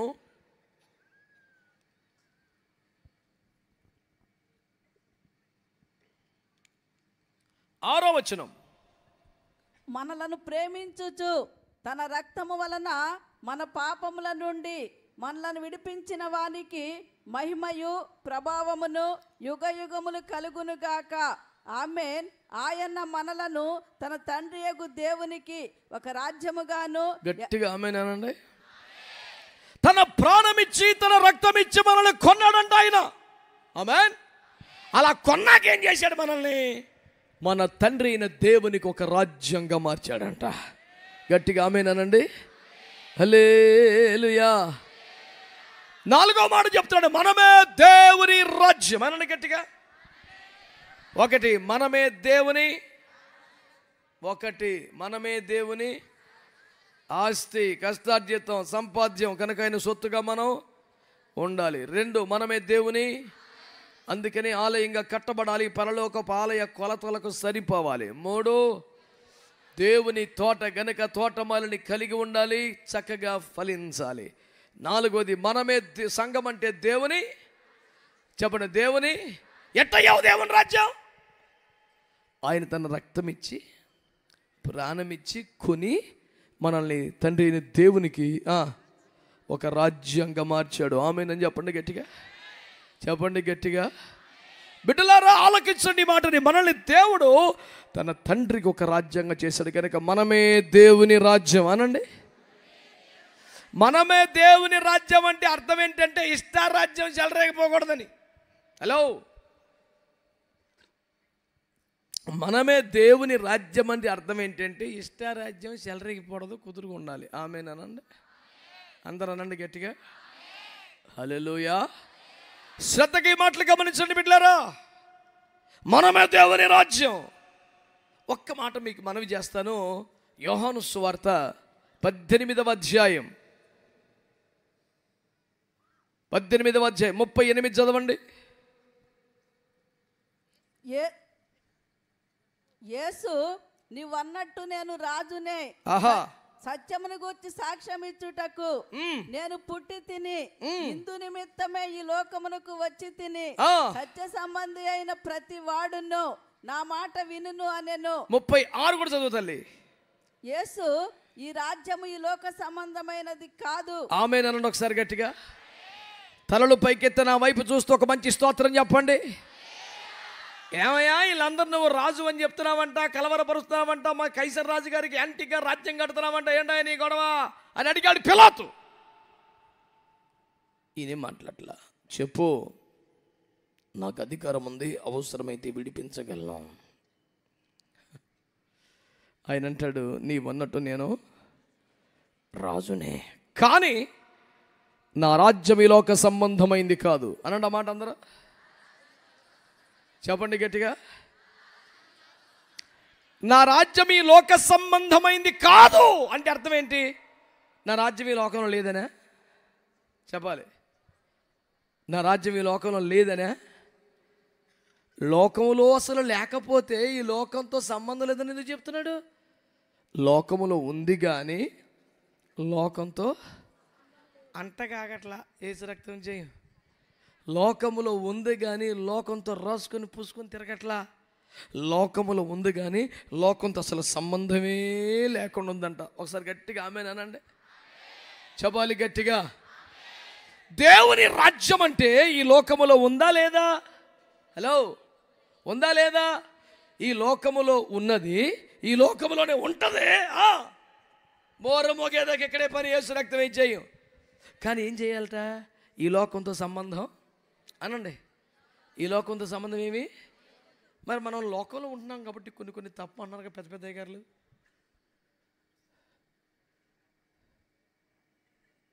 నేను మొన్న పాష గారికి చెప్పా, అన్నా మరి కొన్ని తప్పు అన్నా మనకి, అన్నా అదన్నా ఇదన్నా అని కొన్ని రాజీ పడిపోయిన పాపిష్టి మాట్లాడి నాకు చెప్తున్నాడు ఒకడొచ్చి. నేను అన్నాను, రే అంతటి దానికి ఇంత సేవ, పిలుపు, సమర్పణ, ఇన్ని బాధలు ఎందుకురా? ఒక్కసారి ఆడికి దండం పెడితే లోకరాజ్యాలు మొత్తం ఇచ్చేస్తానన్నాడు కదరా. ఈ సువార్త, సిలువ, ఉపవాసాలు, ప్రయాస, ఇన్ని సావులు ఎందుకురా నాయన? ఆడికి దండం పెట్టరా, మొత్తం ఒకరోజు ఇచ్చేస్తాడు నీకు. యేసు ప్రభుకి ఆఫర్ ఇచ్చాడు, నీకు ఇంకా ఇచ్చేస్తాడు. మాట్లాడరా? అవునా కాదా? మాట్లాడరా? ఎక్కడో పొడుస్తున్నట్టుగా ఉంది కదా. ఇప్పుడు సౌండ్ రాదేక, ఎందుకంటే లోకంతో ములాఖాత్ హోగా. ఎప్పుడు ఈ ములాఖాతులు ఎప్పుడు లేకపోయినా సరే పెళ్ళనేపాటికి వస్తాయి.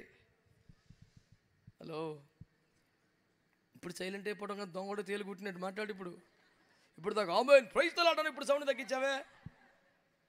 ఎక్కడో లాలూచి పడిపోయావు. లోక సంబంధ వ్యవహారాలు వచ్చేసినాయి, లోకాచారాలు వచ్చేసినాయి. లేవియా ఖండం 18లో దేవుడు మాట్లాడితే ఏమన్నాడు తెలిసిన? మీరు ఐగుప్తులో నుండి వచ్చారు కదా, ఐగుప్తు దేశాచారములు పాటించకూడదు. ఇప్పుడు వెలుచున్నారే కనానీయులు, వారి సాంప్రదాయాలు పాటించకూడదు. ఇటు ఐగుప్తీయులది వద్దంట. మరి ఏం చేయాలంట? మీరు నా కట్టడలు విధులను అనుసరించిన వాటి వలన బ్రతుకుదురు. ఆమె చెప్పారా గట్టిగా? ఐగుప్తీయుల ఆచారంలో అర్థం చేసుకోవచ్చు, కానీ యువతల బ్యాచ్ ఏంటి? మన బ్యాచ్లో కూడా కొన్ని ఉన్నాయంట. అన్ని జనులే కాదు, వీళ్ళకి కొన్ని జగపడ్డాయి. గాజువాకలో మొన్న మధ్య ఒక వ్యక్తి చనిపోతే భూస్థాపనకు వెళ్ళాం. స్థానికులే కదండి, ఎలాగో తెలుసుకొని బాబు అని పరిగెత్తికి వెళ్ళాం. వెళితే మీరు నన్ను క్షమించును కాక, ఇద్దరు పాస్టర్లు కాలర పట్టేసినారు గోతి దగ్గర. పాస్టర్ గారులండి, సమాధానపరచువారు ధన్యులు వారు దేవుని వాగ్దానం గుర్తుకొచ్చి పరిగెత్తికెళ్ళిపోయి మధ్యలో జరపడిపోయాను. వాళ్ళు దెబ్బలు తగిలితే కానీ పర్ల ఉండాలి, మార్కులు పడితే అని ఎవరుగా రాయి తమ్ముడాగరా అని ఇద్దరు నీ మధ్యలో నిలబడి, కొద్దిగా లావుగానే ఉన్నాను కదండి, మొత్తానికి ఆఫ్ చేశాను. ఇంతకీ తగువ ఏంటంటే, తలకాయ తూర్పుగా పెట్టమని ఒకడు, పడమరగా పెట్టమని ఒకడు.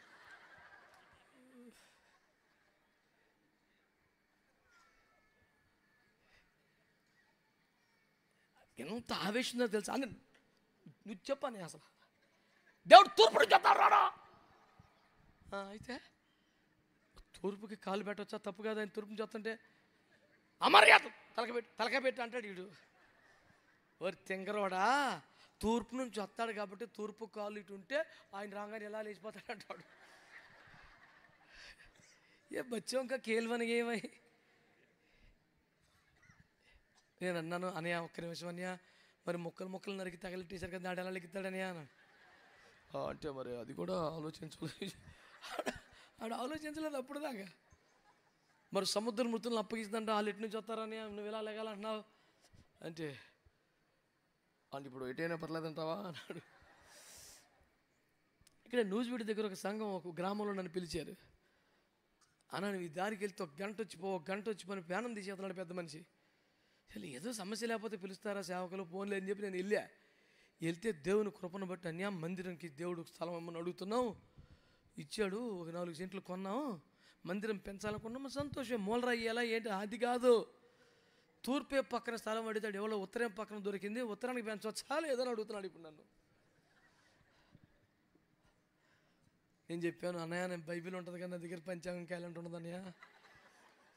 నీకు ఇమ్మాలి మాట్లాడుతున్నావు. తూర్పు స్థలం కోరుకుంటే వాళ్ళు అమ్మలేదంట, ఉత్తరే పక్కన అమ్మారంట. ఇప్పుడు మందిరాన్ని ఉత్తరానికి జరపచ్చా జరపకూడదా? ఇక ఇలా ఆట ఇటు కాదని కానీ మరి ఇక తప్పదన్నా, మరి జరిపితే కనుక మీ ఇంట్లో అందరూ చచ్చిపోతారన్నా. అయ్యి బాబోయ్, నీకు మళ్ళీ మాట్లాడతావు. నీకు దిక్కేంట్రా? ఏ దిక్కునని ఏసే దిక్కు. దేవునికి స్తోత్రం చెప్పండి. హల్లెలూయా. మనకి ఏ దిక్కు అయినా ఎవరి దిక్కు? మనకి ఈతలు బరువు పెట్టు, అవతలు తగ్గించి, ఈతలు అగ్గి పెట్టు, బచ్చా ఎవరుకోండి. మన దిక్కు ఎవరు? చెప్పరే గట్టిగా. త్రాకిమా క్రీస్తునాథ. అప్పచెప్పేస్తాం కాదు, పాడాల. దయ చూడారాదే నిన్ను.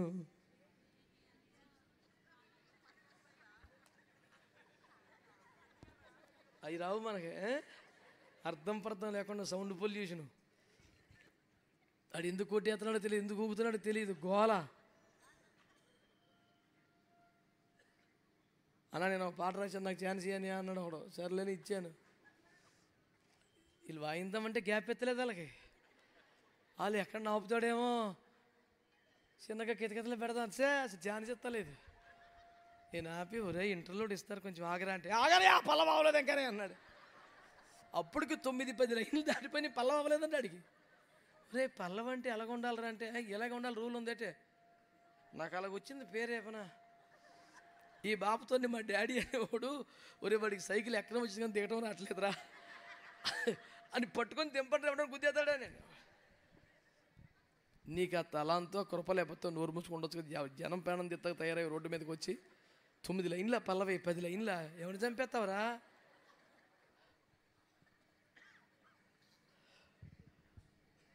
తాడేపల్లిలో ఒక ఇంట్లో ఇల్లు కట్టుకొని పైన యేసుప్రభుని పేరు రాసుకుందాం అనుకున్నారంటే తల్లి కూతురు గొడవ వచ్చింది. నాకు ఫోన్ చేశారు, అన్నయ్య నువ్వు చెప్పని ఏంటంటే యేసుప్రభుని రాయాలా ప్రభు యేసని రాయాలని అడుగుతున్నా.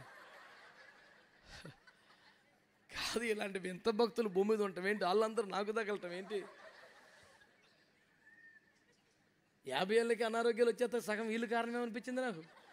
ఒకడేమో ఉత్తరవైపు జరగచ్చు అంటాడా, ఒకడేమో యేసు ప్రభుని రాయాలా, ప్రభు యేసుని రాయాలంటాడా, ఒకడేమో తూర్పుకి ఇలా పెడితే నాకు లెగుతామంటాడా. వీళ్ళందరూ నాకు తగిలారు సార్. అన్న ఏంటి ఈ మధ్య కొంచెం నేర్చుకుంటున్నామంటే ఇగో వీళ్ళ పుణ్యమే. మీరు కూడా అబాబతేనమ్మా. అయ్యా ఎవరు మాట్లాడతలేదు, సంఘ పెద్దలు సహోదరులు మంచి మంచి వాళ్ళందరూ స్తోత్రం చెప్పండి. చెప్పారా? సంఘం అంటే దేవుని, చెప్పాలి గట్టిగా, దేవుని. ఆమేన్, హల్లెలూయా. సంఘం అంటే దేవుని రాజ్యాంగానికి ఎట్లా ఉండదు తెలుసా? ఈ లోకములోనే ఉండాలి, కానీ లోకంతో సంబంధం లేకుండా ఉండాలి. దేవునికి మహిమ కలుగునే గాక. నీవన్నట్టు నేను రోజునే నాకు రాజ్యం ఉన్నది, కానీ ఆ రాజ్యం ఈ లోక సంబంధమైంది కాదా? ఈ లోకములోనే ఉంటుంది. వారి విధులు సకల జనుల విధులకు వేరుగా ఉంటాయి. కొండల శిఖరముల మీద నేను యాకోబును చూస్తున్నాను. ఏమండోయ్, సంఖ్య 23-27 చదవండి. కొండల శిఖరముల మీద యాకోబును చూస్తున్నాను, మెట్టల మీద నుండి చూస్తున్నాను. యాకోబులో ఏ వంకరతనము లేదు, ఇశ్రాయేలులో శకునము లేదు, మంత్రము లేదు. స్తోత్రం చెప్పరే, హల్లెలూయా. మాట్లాడతలేదు మీరు. ఉండొచ్చా మంత్రం? హలో, మంత్రం వేయించుకోవచ్చా? నెడుగోల దగ్గర పాస్టర్ గారు చచ్చిపోతే భూస్థాపనకి వెళ్ళాం. నా సహోదరులు కొంతమంది ఆ శవాన్ని స్నానం చేయించి సిద్ధపరుస్తున్నారు. ఈ స్నానం చేయిస్తున్న వారిలో ఒకడు పరిగెత్తు అనా అన్నాడు. అదేంట్రా, ఏమైందిరా అంటే, రా అది కూడా నేనే చేయాలేట్రా, కానీ రా ముందు ఇట్రా అని తీసుకెళ్తే ఏంటంటే పాస్టర్ గారు నడుముకు తాయితులు ఉన్నాయంట. మీరు నవ్వుతున్నారా? ఏడుపు వచ్చింది నాకు. నిజమా అని అడిగితే నిజమన్నయ్యా. నాకు పట్టరని ఆవేశం వచ్చేసింది. ఏడుస్తూ కూర్చొని పాస్టర్ని పిలిచాను. పాస్టర్మా, అయ్యా పాస్టర్ గారు నడుమునకు తాయితులు ఉన్నాయంట, నీకు తెలుసా అంటే, తెలుసయ్యా. అట్టట్టు చెడిపోయాడంటే ఆయనకేం తెలీదయ్యా, ఇక సుఖ లేకపోతే నేనే కట్టానంటుంది. పాస్టర్ అమ్మ కట్టిందంట. నాకు ఎంత దుఃఖం వచ్చిందంటే, ఇది నిజమా? ఒరే ఒరే ఒరే ఒరే, యేసు రక్తమే జయము. అమ్మయ్యా, నేను పాడితే మొట్టమొదటిసారి ఏకీపించారు. నువ్వు రా, నాకు సుఖం లేదు. ఇక తర్వాత వీళ్ళందరూ వెళ్ళిపోయారా? నేను విడవబడ్డానా నాన్న? ఎవరు లేరు నాకు తోడు. మార్కు ఒక్కడే నాతో ఉన్నాడు. క్రిస్టఫర్ గారు తప్ప ఒక్కడు లేడు, కనపడతలేదు ఎవరు. దాయ్యా నీ దండం పెడతాను రా. దేవునికి స్తోత్రం. దరువు లేకపోతే స్వామికి పోనుకోరాదు. దేవునికి స్తోత్రం కలుగునగా. అందరు చెప్పండి, యేసు రక్తమే జయము.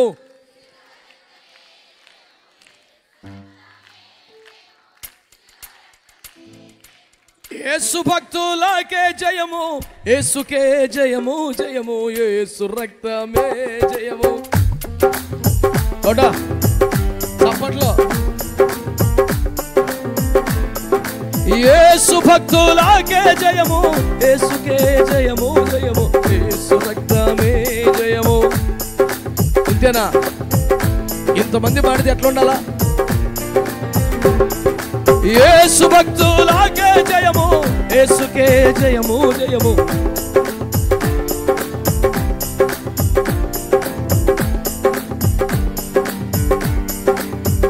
గట్టిగా. యేసు రక్తమే జయము, యేసు రక్తమే జయము, యేసు రక్తమే జయము. యేసు భక్తులకే జయము, యేసుకే జయము జయము.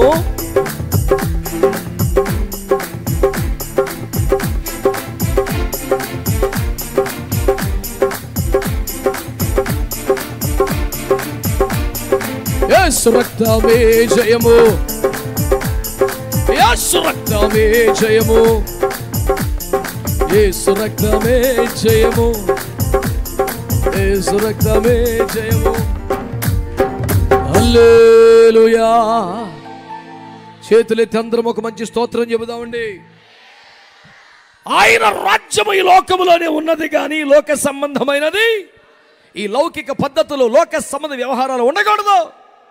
లేవియా కాండము 10వ అధ్యాయము 9-10 వచనములలో దేవుడు చెప్తున్నాడు, యాజకుల పని ఏమనగా ప్రతిష్ఠితమైన దానిలో నుండి లౌకికమైన దానిని వేరు చేయడమే. అది కనబడకూడదు. ఇంకా ఒక వ్యక్తిలో కానీ, ఒక కుటుంబంలో కానీ, ఒక కార్యక్రమంలో కానీ లోక సంబంధమైనది ఏదైనా కనబడితే దాన్ని వేరు చెయ్యటమే యాజకుని పని. ఎహెజ్కేలు గ్రంథం 22వ అధ్యాయంలో 26 వచనం దాకా వెళ్తే అక్కడ ఏం చెప్తున్నాడు? దాని యాజకులు ప్రతిష్ఠితమైన దానికి, సాధారణమైన దానికి భేదము ఎంచడం లేదు అని దేవుడు కోప్పడ్డాడు. చదవమని చెప్తే తప్ప. దేవునికి స్తోత్రం చెప్పండి. మంచి వాళ్ళందరూ గట్టిగా స్తోత్రం చెప్పాలా? ఈ రాత్రి దేవుని వాక్యాన్ని అర్థం చేసుకునే ప్రయత్నం చేయండి. దేవుని రాజ్యం అంటే ఏమనుకున్నారు? ఇష్ట రాజ్యం చెలరేకపోవడానికి కాదు. దీనికి ఒక రాజు ఉంటాడు, దీనికి ఒక రాజ్యాంగం ఉంటుంది, దీనికి ఒక వ్యవహారం ఉంటుంది. కొండ మీద ప్రసంగమే ఆ రాజ్యాంగం. లాంటి దేశ రక్తం ఏం చేయం. చేతులెత్తి స్తోత్రం చెప్పండి. ఎందుకు ఆ మాట అన్నాడంటే, యేసయ్య ప్రతిసారి ఏమన్నాడు? మీరు ఇలాగూ విన్నారు కదా, ఇప్పుడు మీతో నేను చెప్పేది ఏంటంటే, దిద్దుబాటు చేయు కాలం వరకు కొన్ని అలా ఉన్నాయని హెబ్రీ 9లో చెప్పాడే. యేసయ్య దిద్దుబాటు చేస్తా, సవరిస్తా, ఇక్కడి నుంచి ఇలా చేయండి, ఇక్కడి నుంచి ఇలా చేయండి, ఇక్కడి నుంచి ఇలా చేయండి అని చెప్పి ఒక శాస్త్రాన్ని మనకిచ్చాడు. మనకు ఒక రాజు ఉన్నాడు, మనకు ఒక రాజ్యాంగం ఉంది. మనము దేవుని రాజ్యం ఈ లోక సంబంధమైన వాళ్ళంగా బ్రతకూడదు. ప్రత్యేకంగా బ్రతకాలి, పరిశుద్ధంగా బ్రతకాలి. యేసయ్య శరీరంలోకి వచ్చాడా లేదా?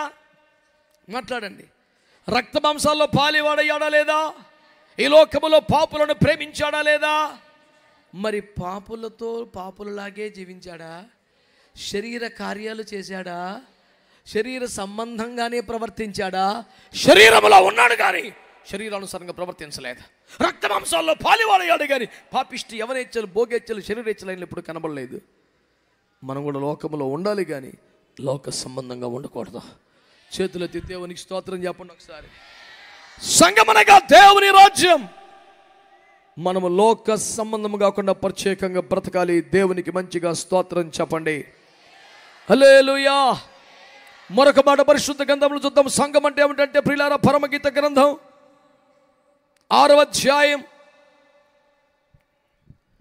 పరమగీతాలు 6:10. సంధ్యారాగము చూపట్టును చంద్రబింబము. సంధ్యారాగము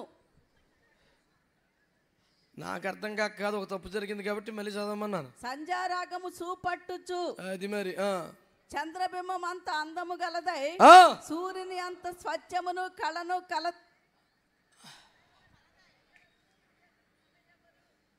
ఆమె మైక్ ఆపేసిన వాళ్ళు ఎవరో చూడాయా? ఏమైనా పొరపాటు జరిగిందా? మీరే ఆపేసుకున్నారు. తల్లి చూడండి, స్విచ్ ఒకసారి చూడండి.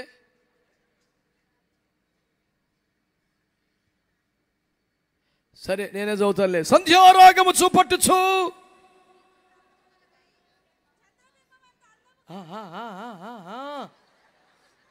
ఎంతగా కనిపెట్టింది బిడ్డ ఈ సమయం కొరకు. God bless you. హల్లెలూయా. 1 కోటి రూపాయలు ముక్కవాడాడు. లాస్ట్లో ఏముంటుంది? వ్యూహిత సైన్య సమభీకర రూపిణిగు ఈమె. సంఘం అంటే ఏమిటట? వ్యూహిత సైన్య సమభీకర రూపిణి అని రాశాడు. అదే అధ్యాయం 13వ వచనములో ఏమిటట? అంత పెద్ద విశేషం ఆమెట్లో. ఆమె మన మహనయీము నాటకం అంత వింతైనదా అన్నాడు. భారతదేశంలో రామాయణం తెలియని వాడు ఎవడో ఉండడు కదా. అలాగే యూదులకి, ఇశ్రాయేలులకి మహనయీము నాటకం అంత ప్రసిద్ధి. ఏమిటి పెద్ద భాషోళ మీద ఏంటి పెద్ద విశేషం? ఆమె మన మహనీయము నాటకం అంత వింతైందా అంటున్నారు. ఇంతకీ మహనీయం అంటే ఏమిటి? ఆదికాండం 32:1 కదా. ఎవరు పెట్టారా పేరు? యాకోబు గారు పెట్టారు. ఏమిటట? యాకోబు. అమ్మా చదవమన్నానా? దేవుని స్తోత్రం. చెప్పండి చెప్పండి. ఫ్యామిలీ బయలుదేరి వస్తున్నారంట. ఎవరు? యాకోబు గారు. దేవదూతలు ఎదురొచ్చారు. వాళ్ళకి చూసి వామ్మో ఇది మహనీయం అని పేరు పెట్టాడు. అంటే అర్థం ఏంటి? 2 పరలోకం దిగి వచ్చిన సైన్యం ఒకటి, మరి ఇంకో సేన ఏది? ఈ బాబు గారి ఫ్యామిలీయే. వీళ్ళు ఫ్యామిలీ బయలుదేరితేసారి ఎలా ఉంది తెలిసిన, ఒక పెద్ద బెటాలియన్ వచ్చినట్టు ఉంది సార్. దేవునికి స్తోత్రం. మాట వినండి, మహనీయం అంటే 2 సైన్యములు. Amen amen. పరలోక సైన్యం, భూలోక సైన్యం, ప్రకటించే సైన్యం, ప్రార్థించే సైన్యం, 2 సేనలు ఉన్నాయి. జాగ్రత్తగా మాట వినండి. బైబిల్లో సంఘమనగా దేవుని సైన్యమని, వ్యూహిత సైన్య సమభీకర రూపిణి అని వ్రాయబడి ఉంది. మీరు కావాలంటే హెబ్రీ పత్రిక 12 ప్రారంభ వచనములలో విశ్వాసమును కర్తయు అన్న మాట 2వ వచనం కనబడుతుంది. ఆ కర్తను నెట్టి మీద అంకేసిన ఫుట్బోట్లు రాశాడు, విశ్వాసమునకు సేనాధిపతి అని. యేసయ్య సేనాధిపతి అయితే మనం సైన్యం. మరి దేవునికి స్తోత్రం చెప్పండి. హల్లెలూయా. ఎఫెసీ 6:12లో మనము పోరాడినది రక్తమాంసాలతో కాదంటూ మనం ఒక సైన్యంగా బాధ్యతను చెప్పాడు. 2వ కొరింథీ పత్రిక 10:4లో మన యుద్ధోపకరణములు శరీర సంబంధమైనవి కావు కానీ దేవుని ఎదుట దుర్గములు పడద్రోయ జాలినంత శక్తి కలిగిన మాట్లాడాడు. స్తోత్రం చెప్పొచ్చు కదా గట్టిగా. ఈ వాక్యములన్నిటి ప్రకారము తేలుచున్న ఫలితార్థం ఏమనగా సంఘం అంటే దేవుని సైన్యం అనండి. చెప్పండి, సంఘం అంటే దేవుని సైన్యం. ₹1,00,00,000 వచ్చిన చదివి పెట్టు తల్లి. ప్రకటన గ్రంథం ప్రకటన 17:14 చదవండి. ప్రకటన 17:14.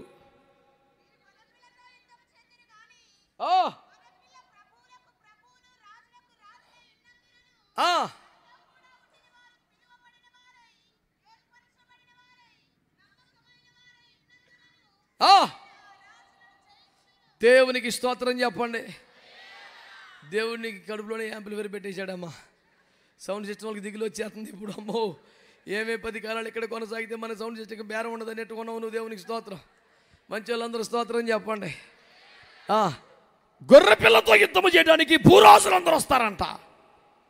ఒక దినాన గొర్రె పిల్లతో యుద్ధం చేయడానికి భూరాజులందరూ వస్తారట.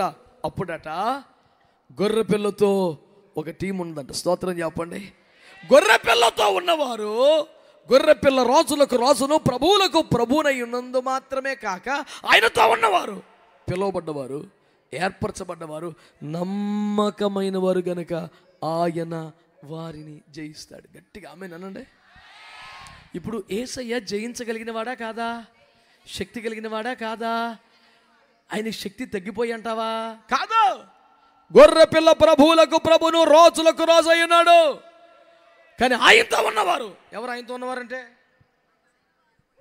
మనమేనా నాయన? మీరు కానీ ఆయనతో లేరా? వేరే దాంట్లో కలిసిపోయారా? మరి ఆయనతో ఉన్నారా? ఆయనతో ఉన్నవారు ఎట్లా ఉంటారో చెప్పండి. పిలువబడ్డవారు, ఏర్పరచబడ్డవారు, నమ్మకమైన వారు గనుక ఆయన వారిని జయించాడంట. ఇప్పుడు చెప్పండి, యేసయ్య జయించాలా ఓడిపోవాలా? భూరాజులందరూ ఏకమై వచ్చే ఒక యుద్ధములో యేసయ్య గెలవాలా ఓడిపోవాలా? ఆ గెలిచే టీములో నీవు ఉండాలా వద్దా? ఆయన సైన్యంగా ఉండాలని కోరుకుంటున్నావా? మరి నువ్వు సంసోన్లాగా పోరాడగలవా? దావీదులాగా చేయగలవా? బెరయాలా ఒక్క దెబ్బకి 800 మంది చంపేస్తావా? బావిలో దాగున సింహాన్ని చంపేయగలవా? నీ కెపాసిటీ ఏంటి అసలు? అవి ఏమీ లేకపోయినా పర్లేదు. చూడు, నీ పిలుపులో, నీ ఏర్పాటులో నువ్వు నమ్మకమైన వ్యక్తిగా ఉన్నావంటే యేసయ్య గెలుపుకు నువ్వు ఉపయోగపడతావంట. ఆయనతో ఉన్నవారు నమ్మకమైన వారు అయినందున ఆయన ఆ రాజులను జయించాడు. నేను అంటాను, ఈ మట్టి మనిషి బ్రతకడానికి, హలో, నీకు అప్పుడు జరగ వచ్చి నేను చచ్చిపోతాను కదా, ఈ బతుకు వేస్ట్. నిజమే, నువ్వు అన్నది కరెక్టే, కానీ చచ్చిపోకు. ఎందుకంటే నీకు ఒక ప్రయోజనం ఉంది.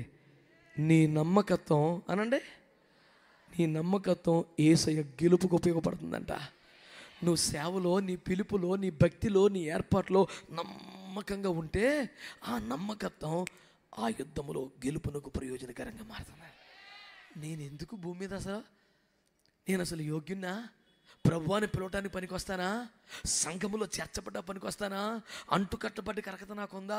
అలాంటి నన్ను పట్టుకొని తన సైనికుల్లో ఒకటిగా మార్చి నా చేతికి ఆయుధమనిచ్చి తానే నాకు బలమై ఇన్ని చేస్తూ నా నమ్మకత్వం వలన నేను గెలిచానని ఆయన ప్రకటిస్తున్నాడంటే ఎంత ప్రేమ గల దేవుడు! నమ్మకమైన లక్షణం నీకుంటే దేవుని సైన్యములో విజయవంతమైన టీంలో నీకు ఒక అద్భుతమైన అవకాశం ఉంది. సంఘం అనగా దేవుని సైన్యం అనండి. కాబట్టి నమ్మకంగా ఉండాలి అనండి. నమ్మకంగా ఉండాలి అనండి. మీ పాస్టర్ గారు నిన్ను నమ్మొచ్చా? నీ సహోదరులు నిన్ను నమ్మొచ్చా? ఏదైనా కష్టమో బాధ చెప్పుకుంటే నువ్వు కాపాడుతావా, పరువు తీస్తావా? రేపు పొద్దున నమ్మదగిన వారు కరువు అయిపోయారు, ఆధారపడదగిన వారు కరువు అయిపోయారు. నువ్వు దేవుని సైన్యం అంటే నువ్వు ఎట్లా ఉండాలి చెప్పు? నమ్మకంగా ఉండాలి. గట్టిగా ఆమేన్ అనండి. తర్వాత మాట, సంఘము ఆయన శరీరం. ఎఫెసీ 1:23. ఎఫెసీ 1:23. ఆమేన్ చెప్పండి. ఆమేన్. 1 కొరింథీ పత్రిక 12వ అధ్యాయం 18 వాక్యం చదవండి. 1 కొరింథీ పత్రిక 12:18.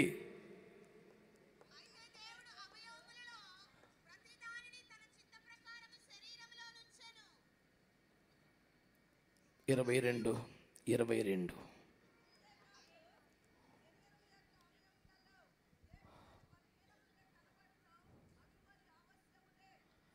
చేతులెత్తి అందరికి స్తోత్రం చెప్పండి. హల్లెలూయా. నా ముఖం చూస్తే వినండి. సంఘము ఆయన శరీరం అనండి. సంఘం అంటే సార్వత్రిక సంఘం అంతా కలిస్తే ఆయన. మరి నువ్వు? నేను ఒక అవయవము అనండి. 1 కోటి ఆత్మలను సంపాదించిన దైవజనుడు కూడా ఒక అవయవమే. ఇప్పుడే కొత్తగా మారు మనసు బాప్తిస్మం పొంది సంఘమునకు చేర్చబడ్డవాడు కూడా అక్కడ ₹1,00,00,000 మాట రాశాడు. ప్రతి అవయమును ఆయన తన చిత్తమును బట్టి ఏర్పాటు చేశాడంట. నువ్వు కొత్త వ్యక్తివైనా చిన్న వ్యక్తివైనా, నీకు పెద్ద తలాంతులు వరాలు అనుభవాలు ఏమి లేకపోయినా, యేసు రక్తంతో కొనబడ్డావా, వాక్యంలో కడగబడ్డావా, ఆత్మచేత ముద్రించబడ్డావా, బాప్తిస్మం ద్వారా సంఘమునకు చేర్చబడ్డావా, రాకడకు ఎదురు చూస్తున్నావా, నువ్వు క్రీస్తు శరీరములో ఒక అవయవం అయిపోయావు ఇప్పుడు. ఆమేన్. ఇప్పుడు ఎవరు వేస్ట్ ఫెలోస్ లేరు. ప్రతి అవయవమును ఆయన తన చిత్తము చొప్పున ఏర్పాటు చేశాడు. 18వ వచనం 22వ వచనం, ఏవి మిక్కిలి బలహీనముగా కనబడుచున్నవో అవి మిక్కిలి ప్రాముఖ్యత కలిగినవే. వ్యర్థమైన అవయవమే లేదు. ప్రతి అవయవానికి పని ఉంది. ఈ కన్ను ఎంత ఇంపార్టెంటో కనురెప్పలు కూడా. కనురెప్పలు చాలా చిన్నవి కానీ ఇవి ప్రాముఖ్యమైనవే కదా. ఉన్నాయా కావా? స్తోత్రం. కొంతమంది కనురెప్పలు కన్నును కాపాడుకొనుటకు అని తెలియక అది సోక్ అనుకొని ఆటికి పోతున్నారు. పోతామండి పోను. అది తెలివితేటలు లేవు బొత్తిగా అసలు. ఇక ఇది అది కాదండి. పోతామండి పోనీ అదే పనేక. విశాఖపట్నం ఎన్ఎడి కొత్త రోడ్ జంక్షన్లో ఒక వివాహం వాక్యం చెప్తున్నాను నేను. దేవుడు అనేకులను దర్శించాడు ఆ వివాహ సందేశంలో. అందరికన్నా ఎక్కువ పెళ్లి కూతురు పట్టుకున్నాడు దేవుడు. ఆ పిల్ల కన్నీరు గార్చి పశ్చాత్తాపడి ప్రార్థన చేస్తుంది. ఆ పక్కన ఒక యెజబేలు కూర్చుంది పెళ్లి కూతురు పక్కన. యెజబేలు అసలు ఆ రోజుల్లో ఎట్టుందో కానీ పవర్ఫుల్ యెజబేలు. ఆ పెళ్లి కూతురు పక్కన కూర్చొని అన్నాడు, చంపేస్తాను రే నేను ప్రసంగం చేసి తిరిగేపడి నాకు చూస్తాను. అమ్మో ఇది ఏంది యెజబేలు నామడి యేసు రక్తం విజయం కలవరి సిల్వర్ రక్తం హల్లెలూయా. ఏందంటే 25,000 ప్యాకేజీ అంట. ఎవరికి ఆ మొత్తం మేకప్ అంతా పోయి పిల్ల ఏడుతుంది. 25,000 పాడు చేసావు కదరా, ఫోటోలన్నీ నాశనం అయిపోతాయి ఇప్పుడు అని ఏడుతుంది. పోయింది మేకప్ కాదే పిచ్చి తల్లి, పాపాలు పోయినాయి. ఆమె ఇప్పుడు పరిశుద్ధురాలు అయిపోయింది. దేవుని సంఘానికి నిజమైనటువంటి ప్రతిజ్ఞ నిలబడింది. ఈ క్షణంలో బోరమోగితే యేసు పక్క నుంచి ఉంటుంది. నువ్వు ఎంత సంతోషపడాలి బిడ్డ అంటే ఎవరికి నీకేం తెలుసు. 25,000 రూపాయలు వర్షం పెట్టి ఒక 10 రెఫరెన్స్లు చెప్పా. మేకప్లన్నీ ప్యాకప్ వేసి రక్తం ఇచ్చి స్తోత్రం చెప్పరే. సుందరములైన మన అవయములకు ఎక్కువ సౌందర్యము అక్కరలేదు. స్తోత్రం చెప్పండి గట్టిగా. వెలుపటి అలంకరణ మీకు అలంకరణగా ఉండొద్దు. స్తోత్రం చెప్పండి గట్టిగా. దైవ భక్తి గలవారమని చెప్పుకొని సేలకు తగినట్లుగా మిగుల వెలగల వస్త్రాలు వద్దు. స్తోత్రం చెప్పండి గట్టిగా. హల్లెలూయా. సంఘం అంటే ఆయన శరీరం అనండి. మనమొక దేవుని చిత్తాన్ని బట్టి ఉన్నాం.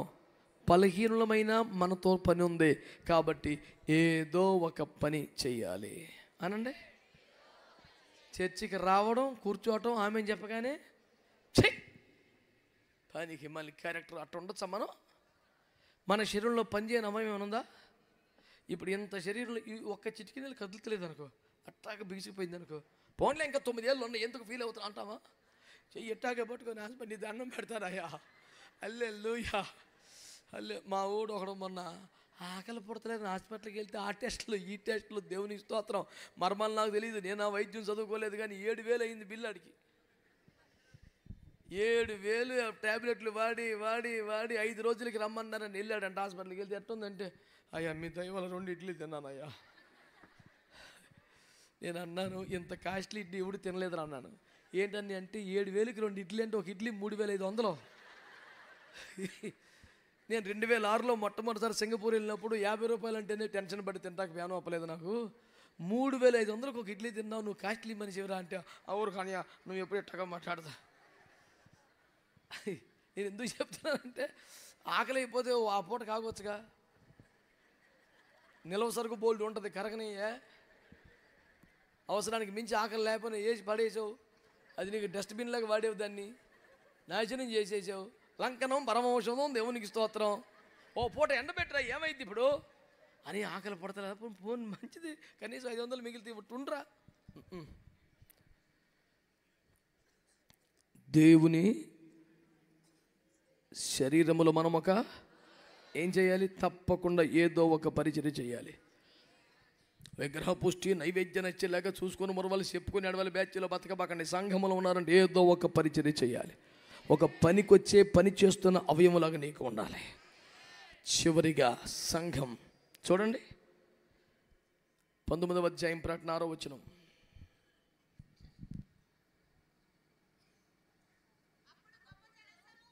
పంతొమ్మిదవ అధ్యాయం 6వ వచనం. 6వ వచనం చదవాలి.